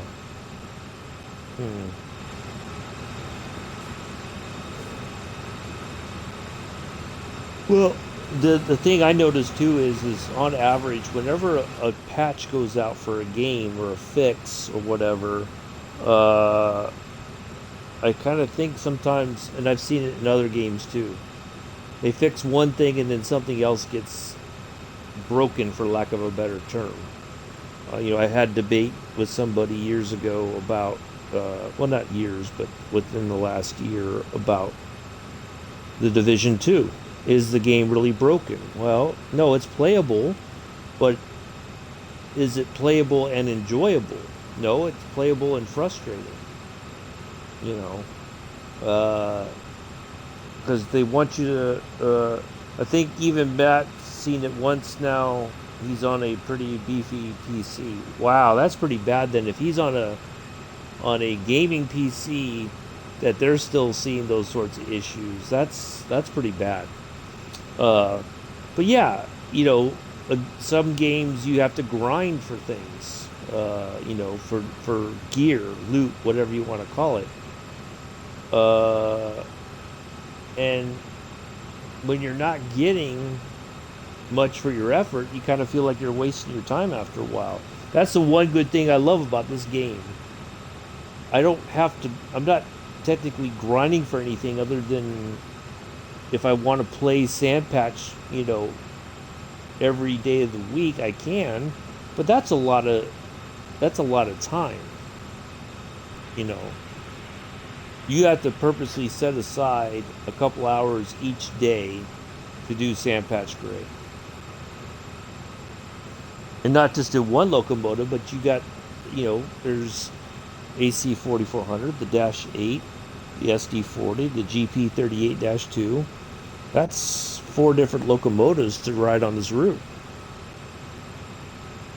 And yeah, that's a lot of time to give. But, if you can complete all the service and everything, I mean, if that's what you want to do, more power to you.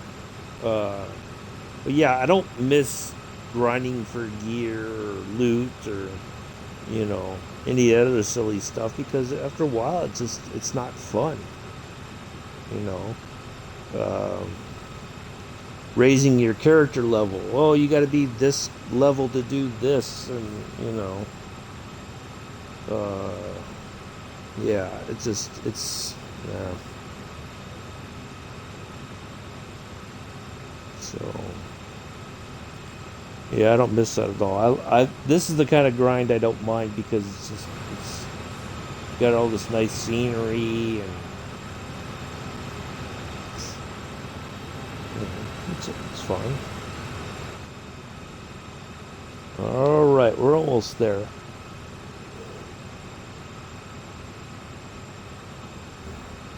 But yeah, I saw it too many times too. They would release an update and then something else is broken. And I think the problem with that is we're going to see that more often because uh, nobody's really they're not in the office together to work through stuff. They're talking on Zoom calls and trying to sort things out over the internet basically instead of being there in the office and you know seeing this stuff firsthand. Um, I don't know.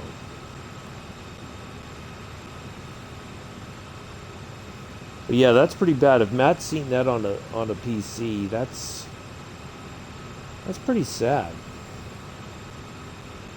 I think on PC, especially if it's pretty much geared towards wanna become famous. Oh, get that? No, dude. Nope. Don't be putting that crap in my chat.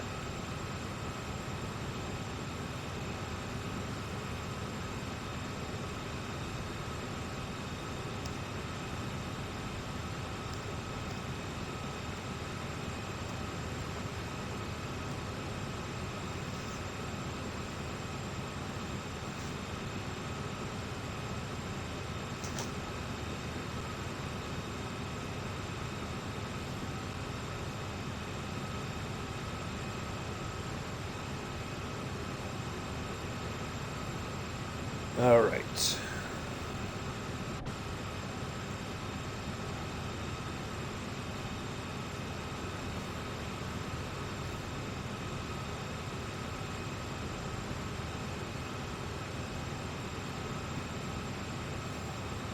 I got rid of that fool.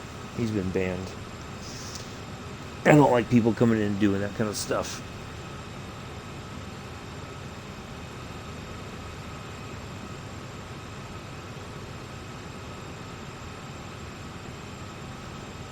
Anywho, all right. We're coming around the corner to Mance here.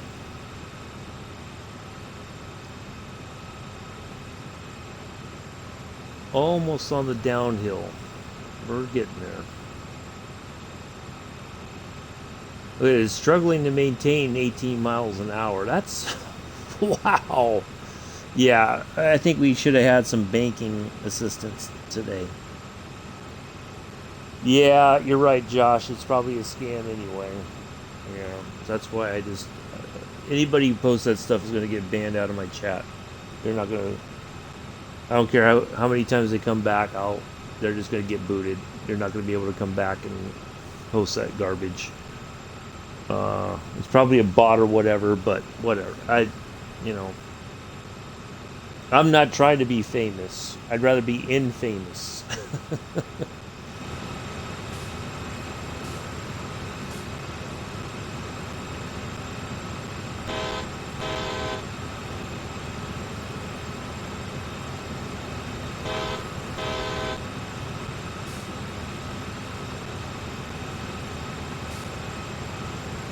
I picked up another viewer. Looks like. Oh, look at this. We got another service coming down the hill. Yeah. See, that's nice that they mix it up. But again, should be at the front, not the back. For the second locomotive. All these car carriers. Look at that. Just go. Mm-mm-mm. All right, we passed that objective. All right, Salisbury is only 5.9 miles away, and I was corrected. Yep, right there.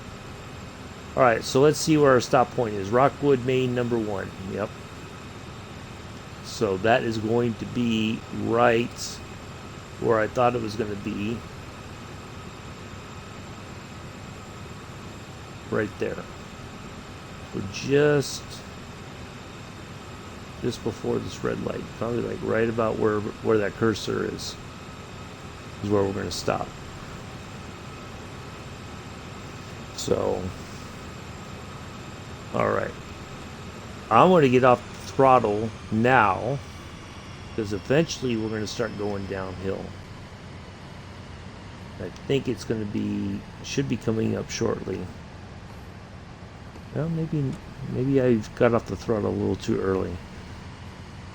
I think we got a little bit more to go, and then we'll be going downhill. So see, look, it said 5.9, and now it jumped up to 6.1.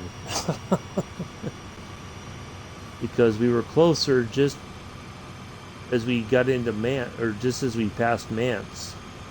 We were closer straight line. So, anyway.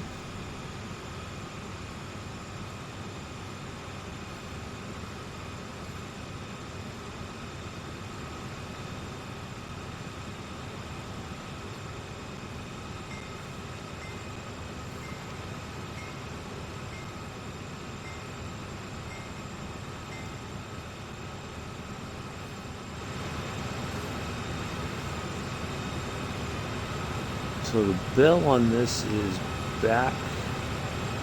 There's the horns. I saw the bell somewhere. Where did I see it before?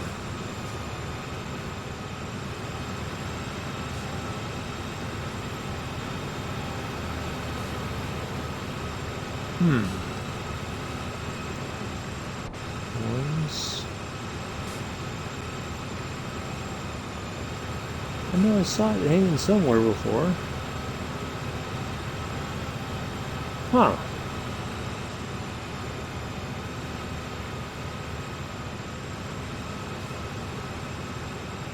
Well, it's not on the front. I know I've seen it before somewhere, and I can't remember where it is.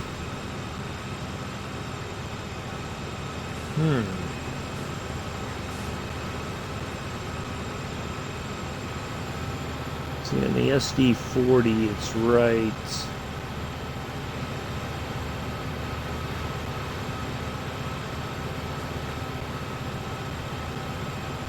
Huh.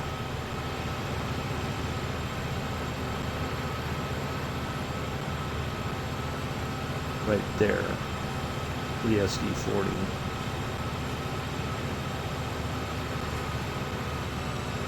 One of the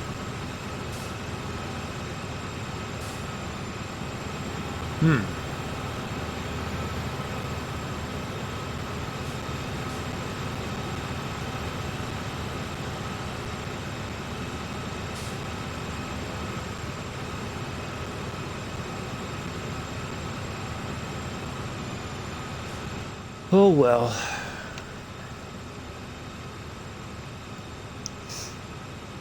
All right, we're making our way. We're making our way. Well, Richard's finally online, it looks like, at least in the Discord. It's where the wheels are the bell.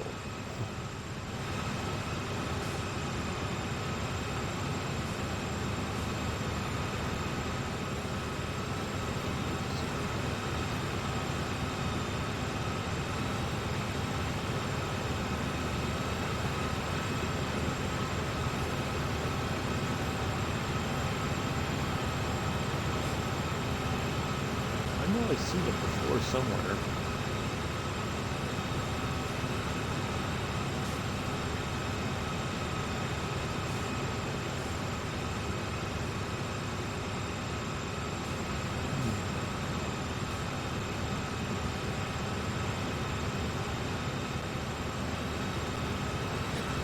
Oh, there it is, right there. Okay, I found it. Right by the gas tank, I think. Yeah, that's the fuel tank.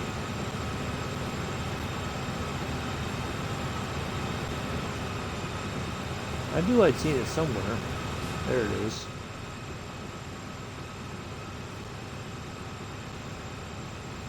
All right. So yeah, I think after we go through this tunnel, that's when we're going to start going downhill. So now, here's the dilemma I have.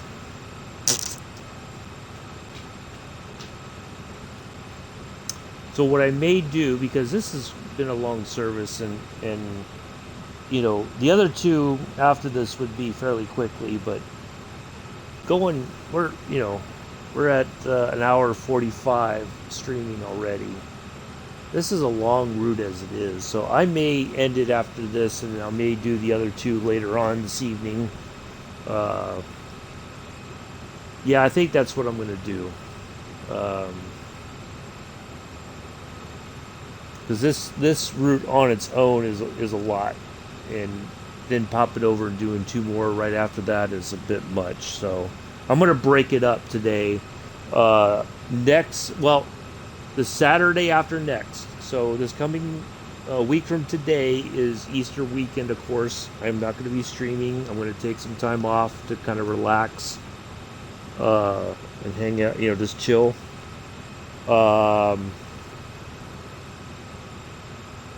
2 weeks from today, 2 weeks from this Saturday, when we do freight, we're going to do Oakville subdivision.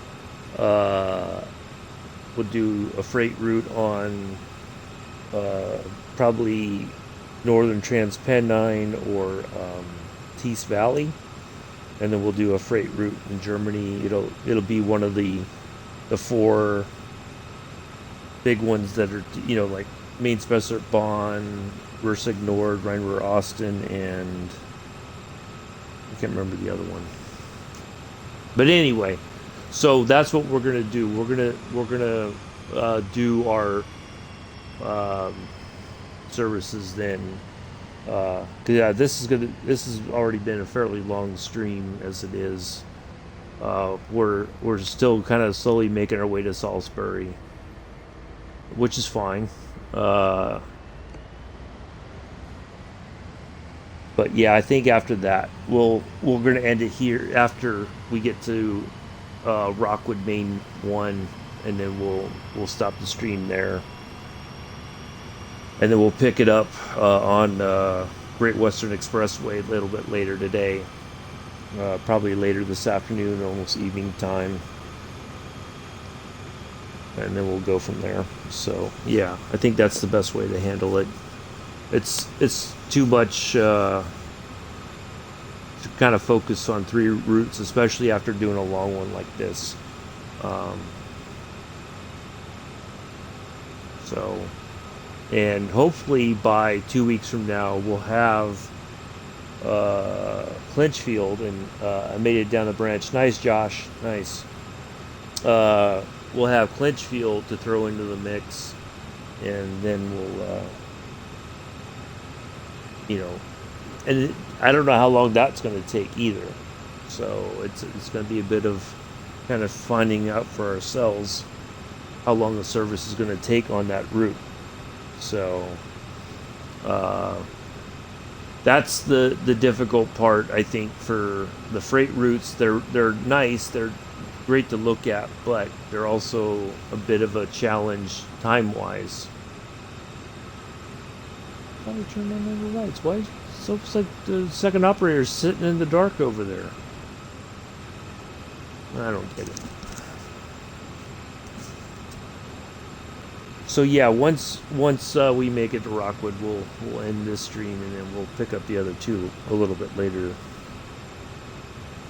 I think that's the best way to do it. Break it up a bit.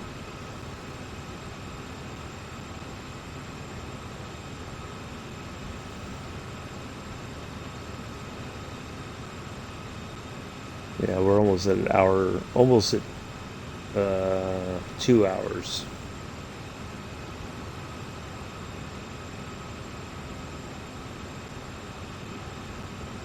So we've already hit the hour and a half mark.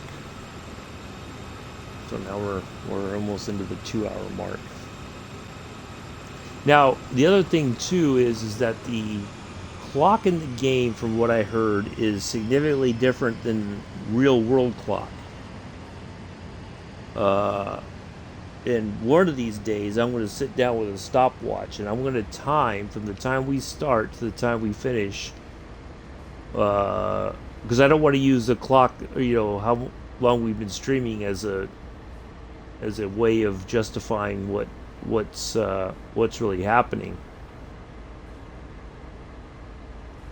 So, yeah, I like to just for my own curiosity time how long it takes real world time to complete a route on Sandpatch Grade, either from Rockwood down to Cumberland or from Cumberland up to Rockwood.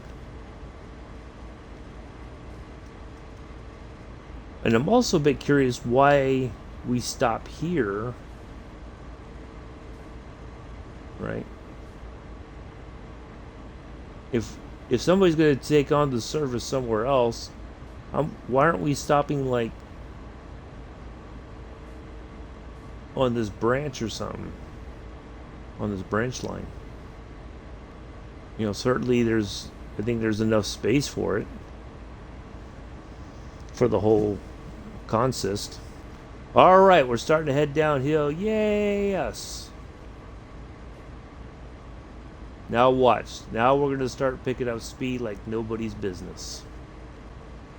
And we're still got... Oh, man. Good part of the train's still in the tunnel. Wow. So yeah, we're just going to kind of coast here for a bit. It's all good. So yeah, I'm glad I was able to at least get this done for this morning, and then we'll finish up the other two later today. And yeah, next weekend there will be no streaming. I might be able to do one Thursday afternoon, maybe. Maybe I'll do a quick. We'll do something on Thursday. I don't know what yet, though. Maybe we'll just do a run on the LGV Mediterranean. Just for fun.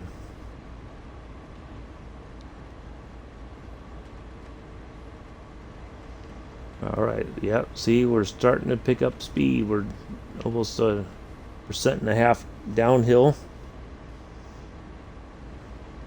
Not taking much to get us going.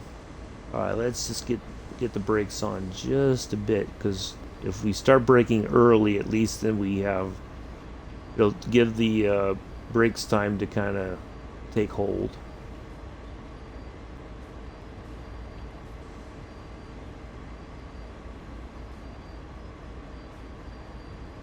There we go. So that we keep control of our train. We'll just hit the brakes so often just to slow down, and we'll release them and let gravity do its thing again.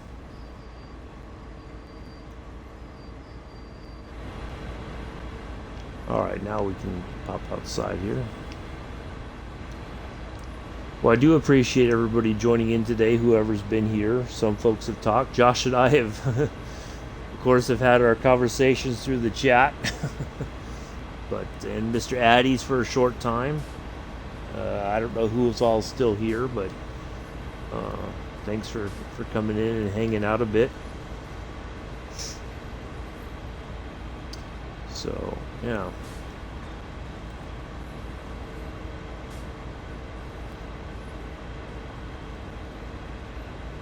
Yeah, but after Easter weekend, we'll kind of, things will get back to somewhat normal, and then we'll be on the downslope of the semester, and before I know it, May 18th will be here, and it'll be finals time, and then it'll be summertime, thankfully. And yeah, time to kind of just really, really decompress and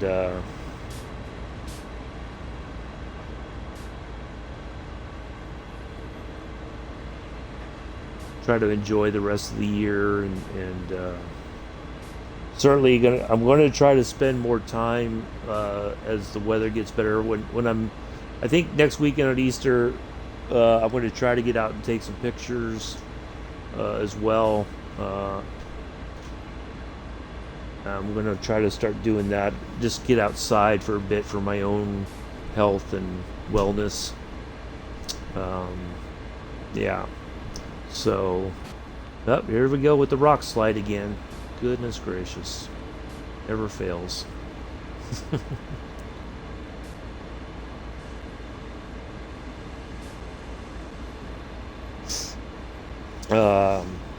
Yeah, I'm going to try to get outside and get around and take some photos. Just, I've got a 6x6 camera that I've been itching to get out and run some film through and all that. So hopefully, yeah.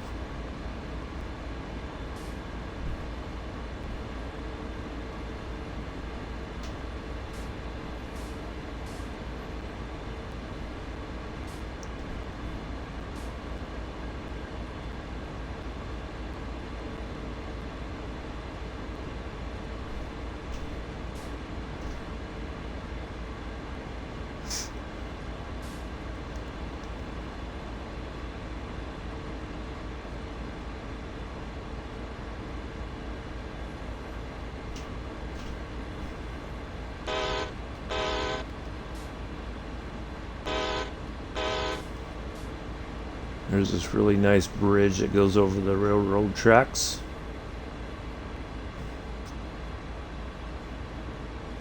I think that's another rail bridge, isn't it? Let's see. There's a car bridge. Oh, it's like a walking path. Oh, I bet you it used to be a rail bridge and then they turned it into a walking path, looks like. Oh man, I'd like to visit that. That is phenomenal. That'd be a good spot to take pictures from too. Nice. Yeah, that's one other thing I like to do this summer is do a little bit of rail fanning, rail spotting, whatever. It's really hard downtown. I think I talked about this before. The Norfolk Southern has a yard here, and the one spot that would be really cool to get some pictures from, if you go there, you're going to get busted for trespassing. So yeah, it's kind of difficult, but yeah, I'd really like to do some of that. So.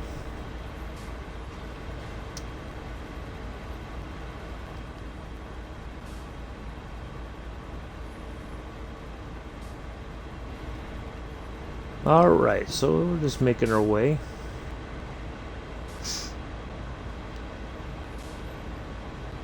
saying about 4 miles to Salisbury.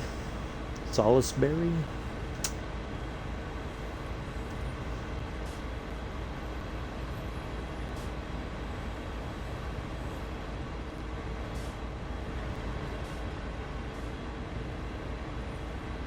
Our lovely intermodal service.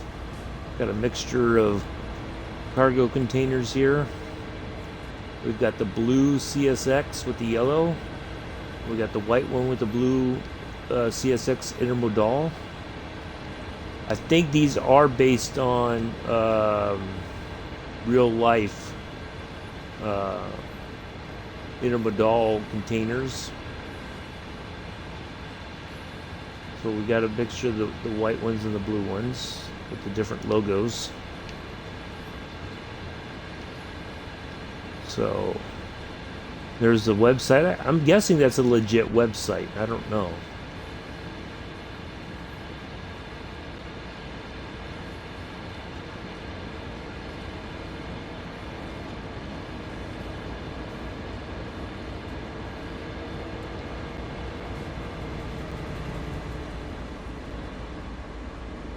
Back up here to our AC 4400. If you missed the beginning, we had a little bit of a hiccup with the our second operator. We had one to start off with. I went to the back of the train to check out the banking service situation. Came back, no second operator. Went back there, came back, our second operator was standing through the chair, head kind of through the inside of the cab there. And then I went back to the back, came back. Then, yeah, it's been a couple tries, but we finally had a second operator that stuck with us the whole way, the rest of the way. So, yeah, very strange stuff. Really weird stuff. Wacky, as Johnny Carson used to say.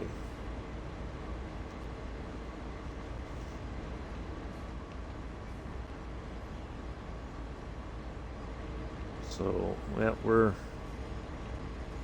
come up to the end of our service here pretty soon. Once we get past Salisbury, and then it'll be that little bit of a run to Rockwood, Maine, right there. So it's been fun as could be possible.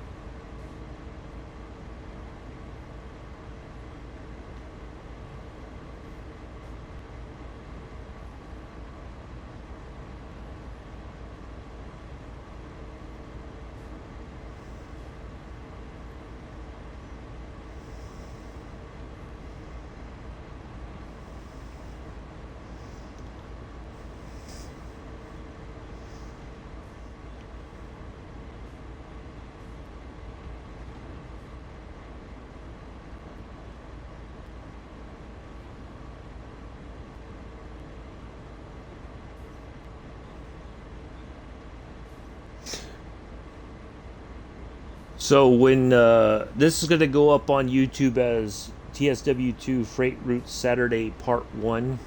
I'm just going to leave it like this on Twitch for now. And then when we come back in, it's going to be American or TSW2 Freight Route Saturday Part 2 when we do Great Western Expressway and Rhine-Ruhr Austin.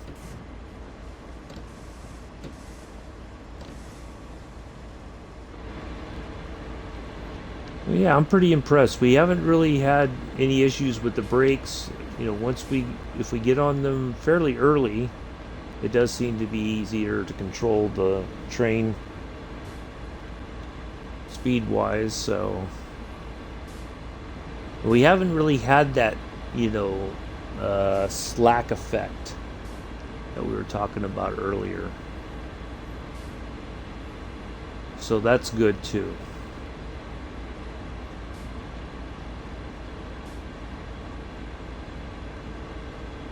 So what I'm thinking is once we get roundabout here, I'm going to just kind of stop the train and just let all that stuff happen. I'm going to put the brakes completely on, and then we're going to let everything kind of catch up. And then we'll slowly make our way into Rockwood.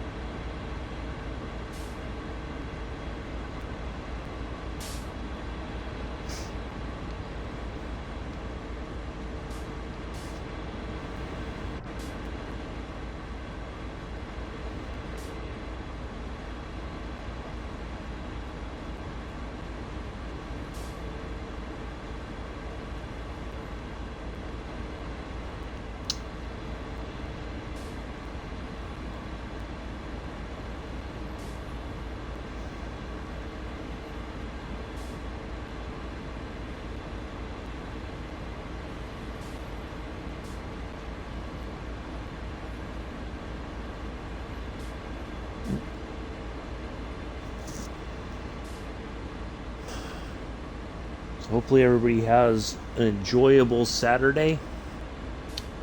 Weather's still a little iffy here in New York, but it is what it is.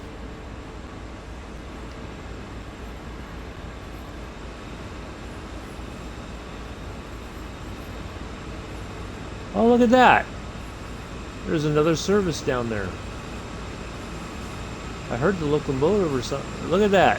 One. Oh, now there's a picture. Look at that. Oh, the grade. Oh, man. Boy, did they do that one right.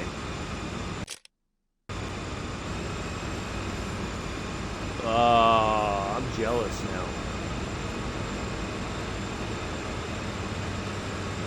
Oh, come on.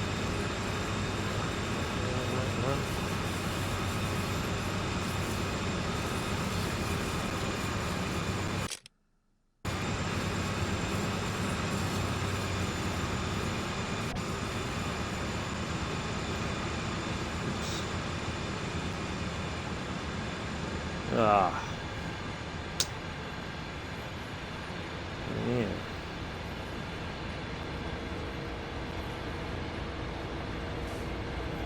That was nice. All four of those locos in the beautiful gray and blue livery.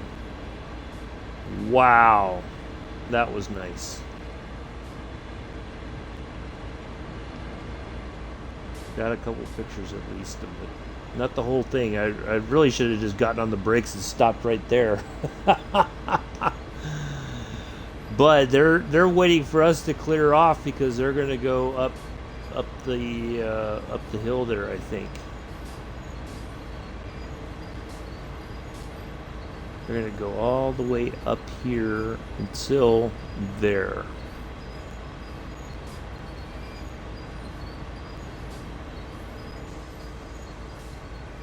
And that was nice. I heard it. I'm like, where was it? Can't be my trade that's making all that noise. I'm hearing another locomotive somewhere, and I happen to look down. Wow, that was really cool. Really cool. It's like train spotting while you're driving the train. That was awesome. I don't know what it is. I just like the look of this livery. You know, this is a little too you know. At least this has got some different colors, you know.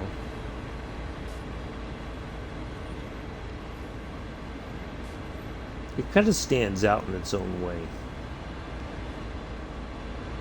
The other one's like too I don't want to say conformist. This is too you know. Whenever I'm on this route, you can guarantee I'm going to be in this livery locomotive. It doesn't matter if it's a 4400 or whatever. It's going to be this livery.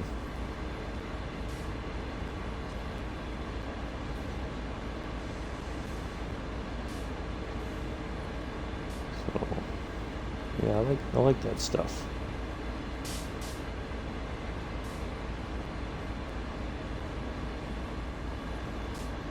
I know some people don't care what livery they run their locomotives in or whatever, but I don't know, this, for whatever reason on the CSX route, on Sandpatch Grade, I just like this one. Maybe because it breaks, you know, it really does kind of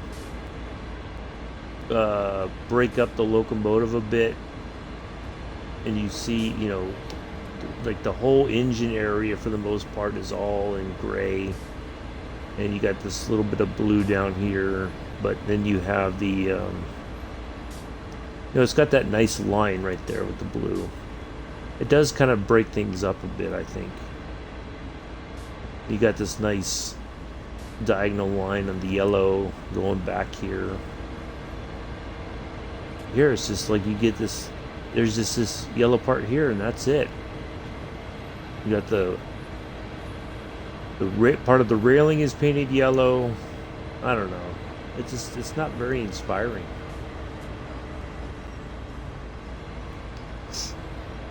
But anyway, that's just my take on it.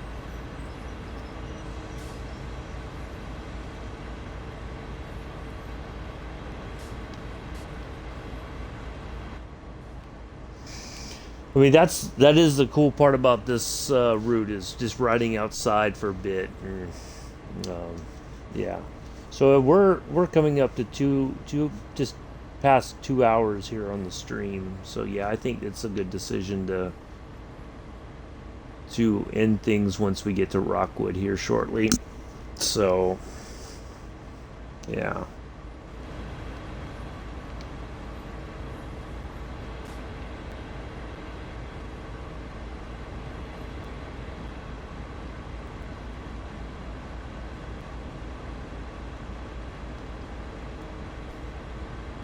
Oh, there's another train waiting to go down the hill, it looks like. They're probably waiting for that other train to come up here and then go off on that branch line.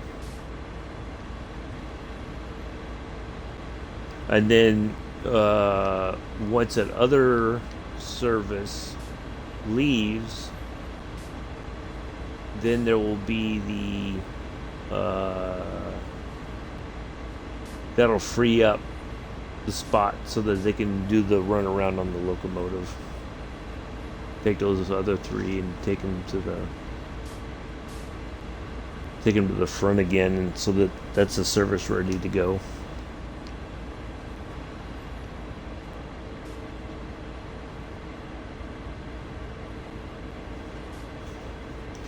I still am curious how long it's been since they scanned this route.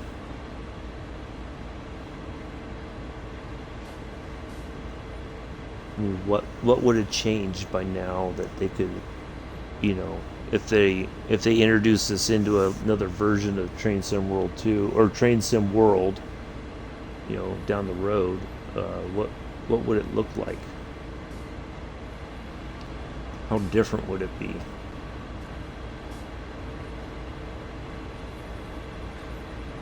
All right, okay. That just turned red, and then this is the service waiting to go.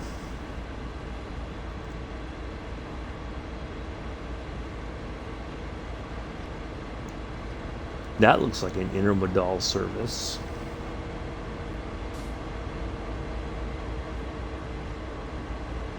Now, in theory, after we pass, they could take the line that we're on and go south for a bit, or head down the hill, so to speak. All right, we're almost there for our through point. Yeah, it's just a similar service to ours.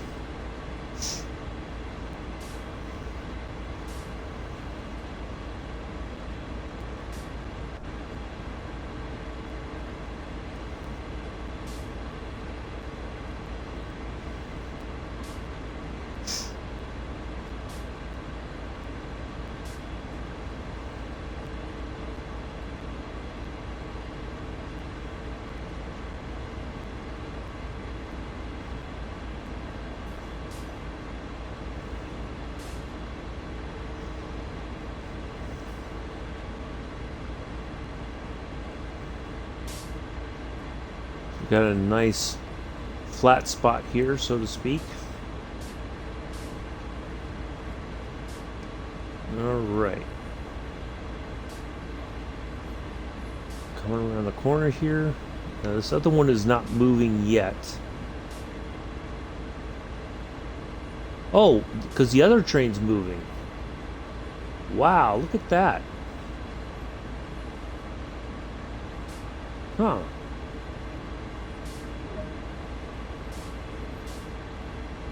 Alright, just under 7 miles to Rockwood Main 1.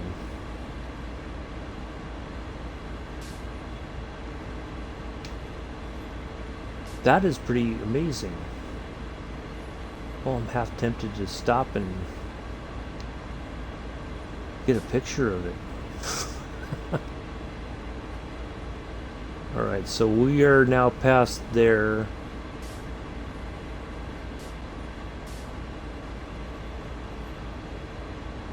Yeah, it's gonna wait till it's not even gonna use the route we were just on. It's gonna use the actual it's destined.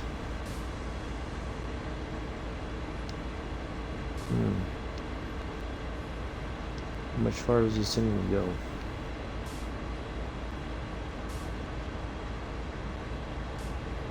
Hmm.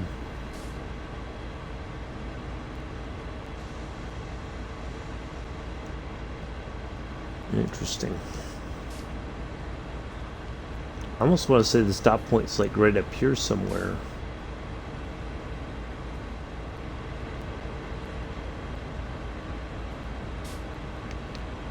For that.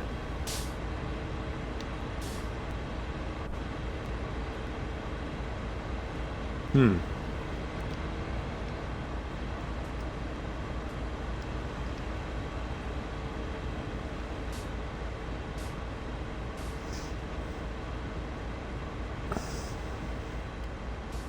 All right. Well, we're gonna make our way there.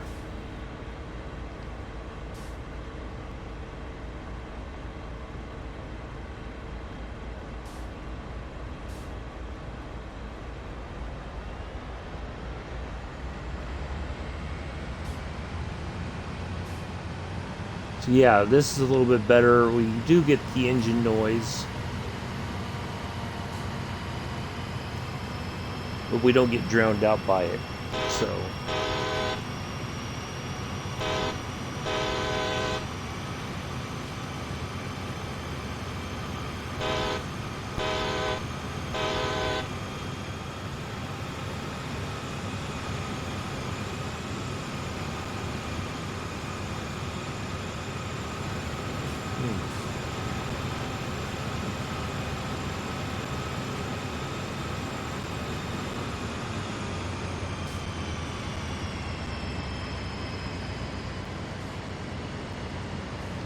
Let's see if we can figure out where. Oh, it stopped right there. Oh, it's slowly. Is it moving? No. So, oh, interesting. Now the other one should be. Yep, it left. Well, that was pretty cool. Something different. Like to actually, that's an interesting thing to see. I think on this game is the different things that the game does when you're doing your thing. Not just on passenger routes, but also on the freight stuff. And that seems like a, well, it's not very complex, but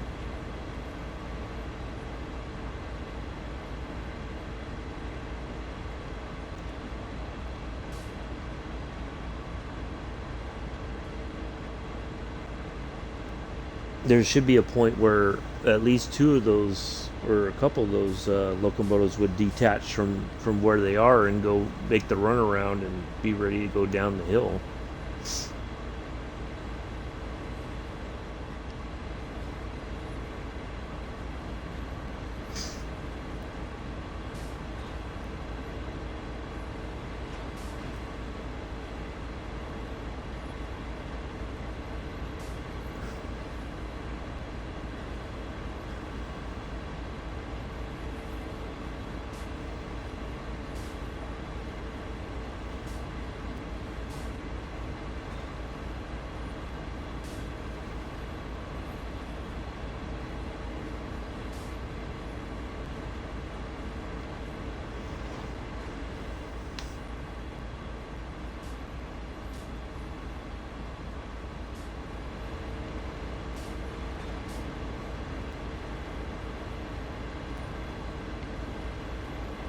Let's see here.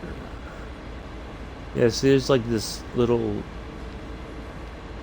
wavy curves, and then before we know it, we'll be at Rockwood. We're just gonna let this coast for a bit, and then we'll see how this if the speed really starts to significant. Well, it's starting to pick up already. Should hit 28 here in just a second. Yep. We'll let it go for a little bit while longer, and then we'll get on the brakes, and we'll let it get up to about 30, and then we'll start to slow down again.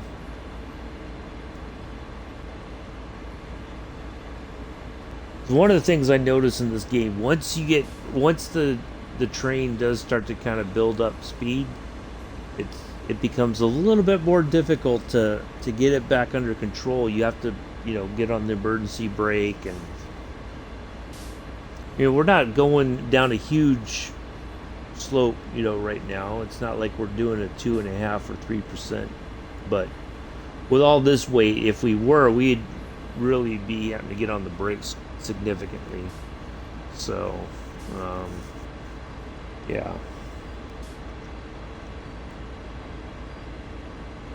It's easy to lose control of the train, I think, and then you have to get on the emergency brake to get it stopped and back under your control again.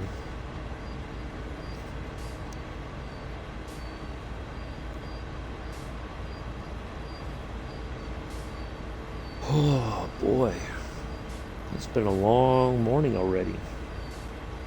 It's going to be almost 3 hours by the time we're fast approaching 2.5.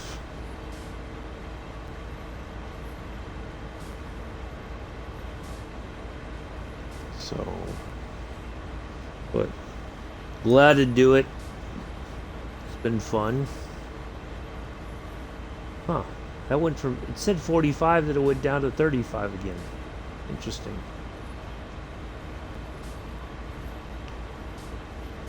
So we look here. There's our stop point, round about where I figured. Not like exactly, but I thought it was going to be a little bit closer, but there's not much room for error there. Not much at all.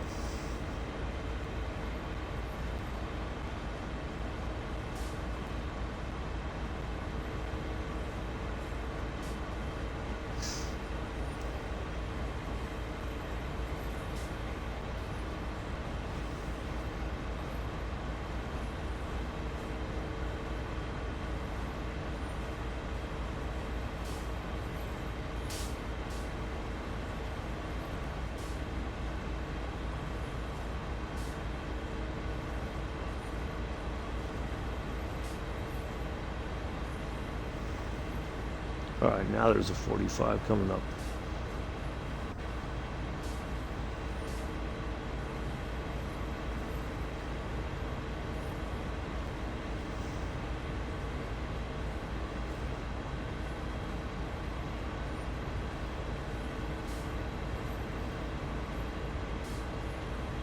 Alright, now let's see. Since we got pictures, right, earlier, let's see if we can, let's just save it right here.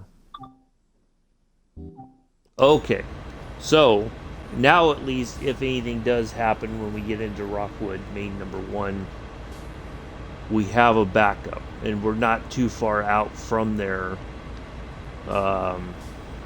So yeah, that's what I was talking about before. Because last time we were on here with the SD40, we couldn't save it for some reason, and I don't know. It's the same thing with the pictures when you take photos on here on the game. It's hit and miss when it will save and when it won't. I don't know why that is. I'm guessing there's just some sort of technical issue, or they're doing maintenance on the servers for that sort of thing. I don't know. But anyway, turn that off. That off, because we don't really need those on anymore.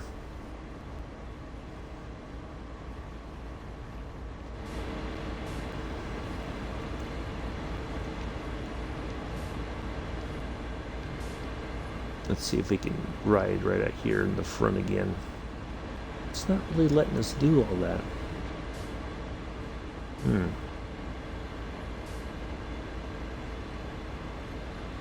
There we go. Yeah, that's a nice shot right there. We're just gonna hang out here for a little bit.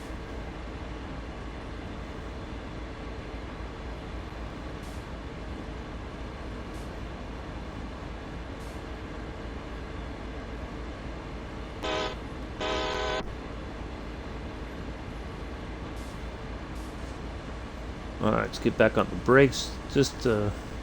Yeah, right about there should be good. slight uphill now.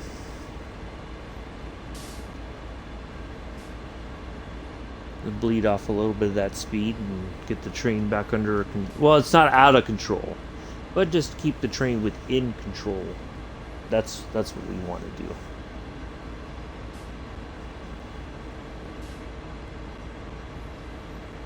I figure once it gets down to about 20, we'll release the brakes. We'll go ahead and release them now because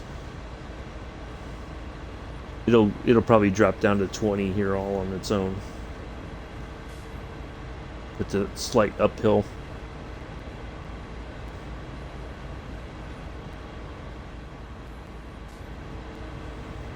Now I'm curious when I when I run sand patch grade again, in another couple weeks or about 3 or 4 weeks from now, probably 3. I want to see if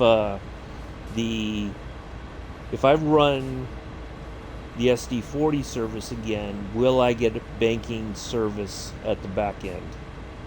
I think we will, but we'll see, because the game, I think, thinks that just this 4400 and this SD40 was sufficient enough to get up the hill, and it was in theory, but we were stuck at about 18 miles an hour going up the hill. So I'm curious to see if we have the SD40 at the front again, if we have banking at the back that we just have to let go once we pass Mance, and then we just have to be very careful with our braking going into Rockwood. So I think that's we'll kind of test that theory coming up at some point. But I do want to also time and see, but we'll see how we'll compare the numbers once we get to Rockwood here shortly. We'll compare it and see how things look.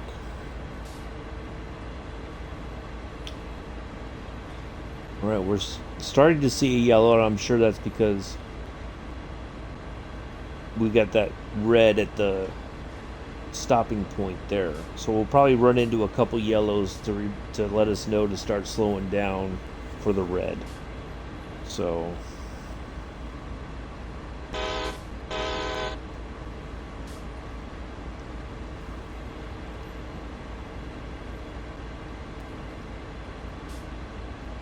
we're almost at an hour and a half, or 2.5 hours. We're a couple minutes shy of 2.5 hours.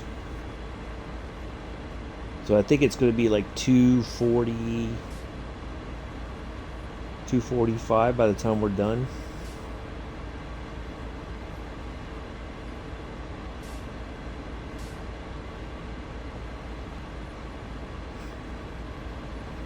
Let's kind of go back to that.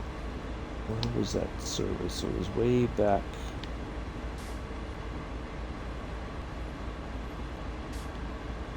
We got another one behind us there.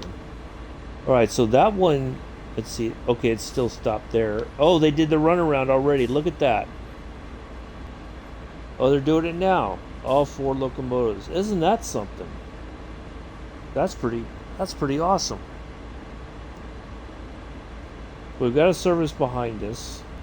They're going to have to hit a red at some point so that they don't crash into us, I'm sure.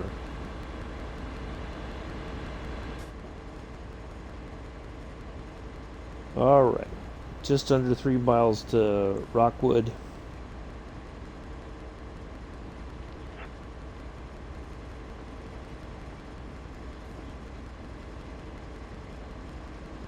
Wow, we're on a flat surface and it seems like we're picking up speed. Interesting. Alright, I'm just going to get on the brakes just a smidge, just to...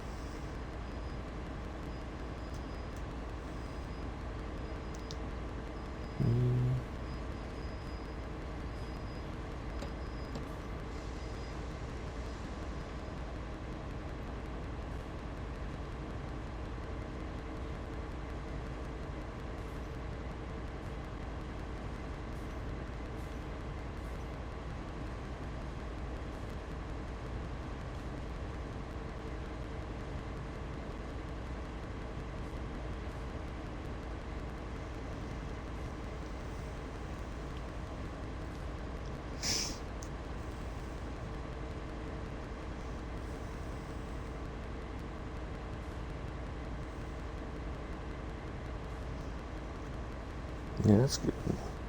Around about lunchtime now. I have to figure out what I'm going to eat for lunch.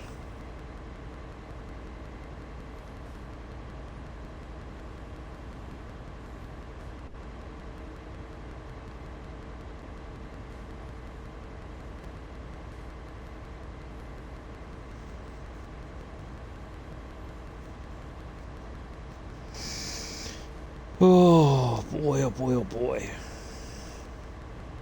Well, I'm really glad we got to get at least this done, so yeah, it would be too much, I think, to continue on with the other two routes this morning.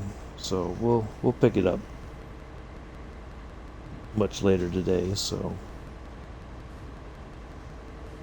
but this will go up I'll have this premiere later this afternoon. I'll probably do the other two routes probably about I'm gonna try for about 8 o'clock tonight, East Coast time. I'll record it and then get it posted up. It'll probably go onto YouTube for Sunday morning. So, yeah, I think that's a good idea.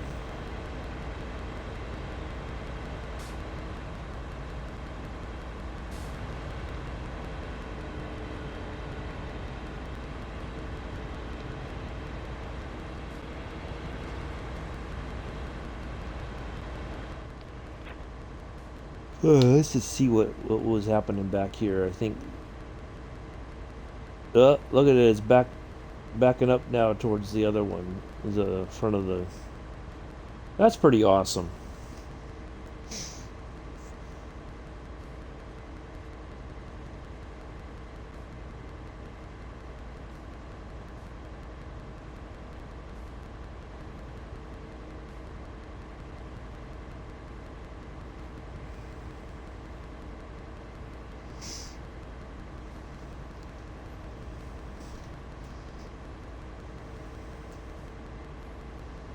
Yeah, I think this will be definitely be a good stop point for today.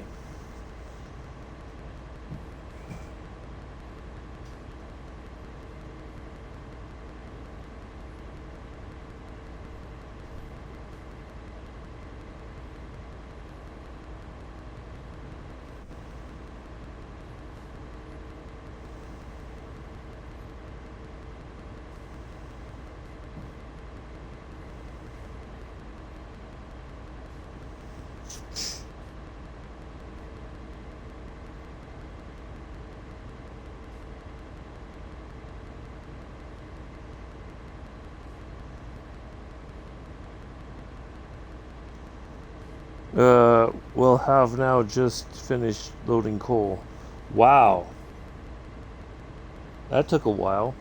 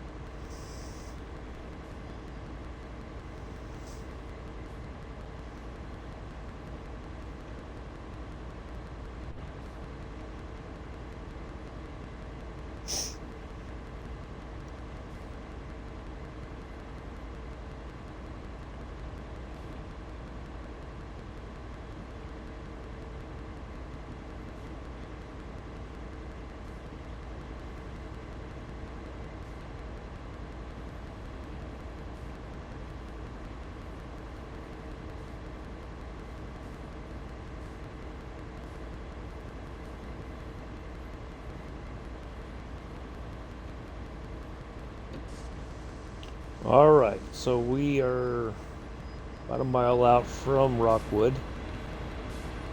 So we're going to start slowing down a little bit. I mean, we've got a little bit of a downhill, not like really significant, but we're just going to kind of get a little bit of the speed off here so that when we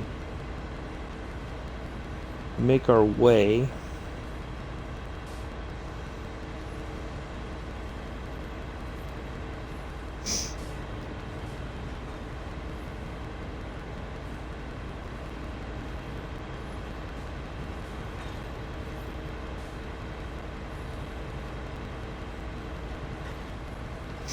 hmm.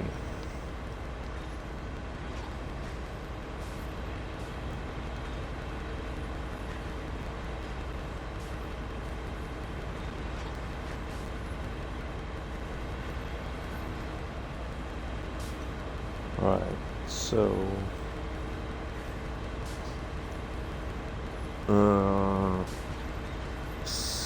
almost 7,000 pounds or 7,000 tons. Whew. All right. So here's what we're going to do. We're going to just go ahead and stop right here.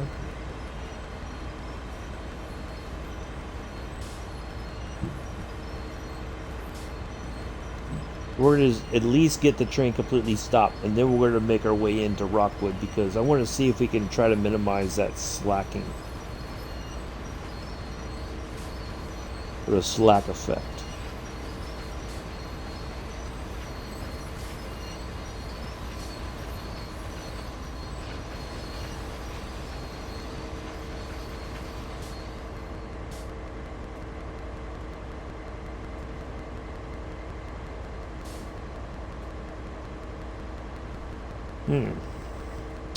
I expected at least a little bit of that.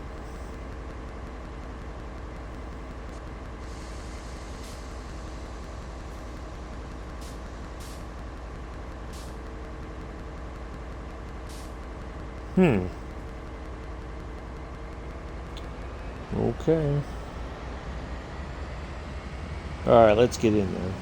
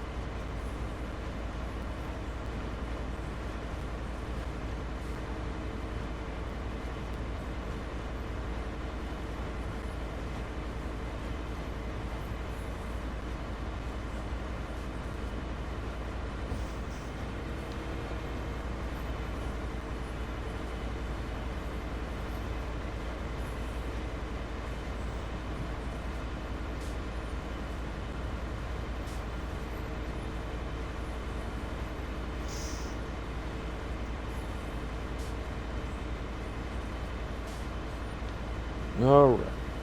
Coming around the corner here. I'm not going to get on the brakes just yet, but we'll... Oop, what the heck happened there?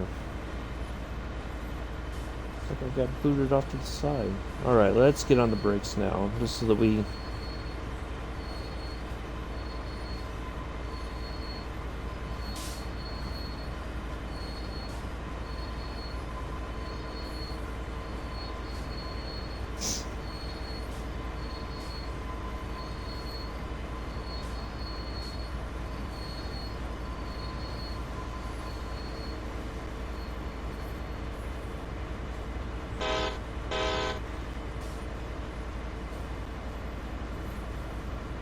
Alright.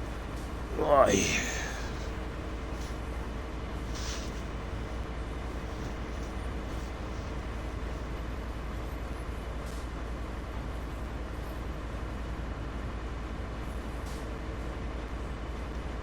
We'll get on the brakes again as we get a little bit closer to this yellow.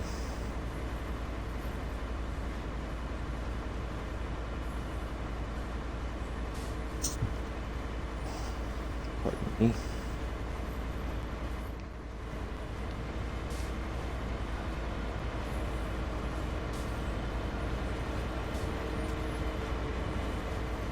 Okay.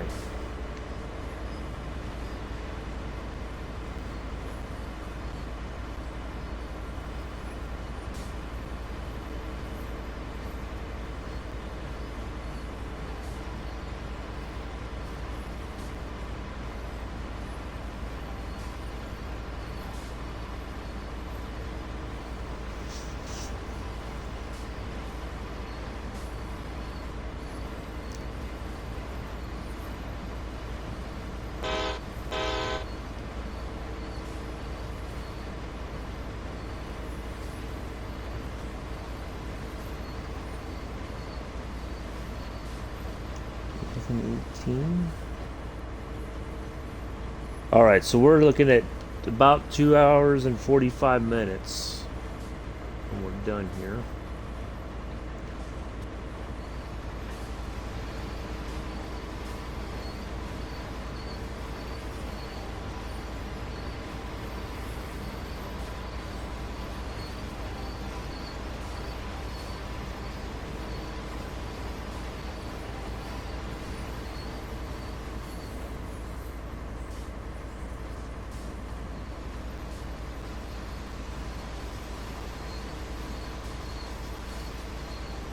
Like a glove. Look at that. Look at stop. Look at that stop. Look at that stop. That was fan-freaking-tastic. Okay, so it says 2 hours and 19 minutes to complete it. Yeah. That's a bit suspect. Time taken 2 hours. So yeah, there's no way it's an hour and a half to do all that. So anyway, that's going to be it. Thank you so much for hanging out, and I will see you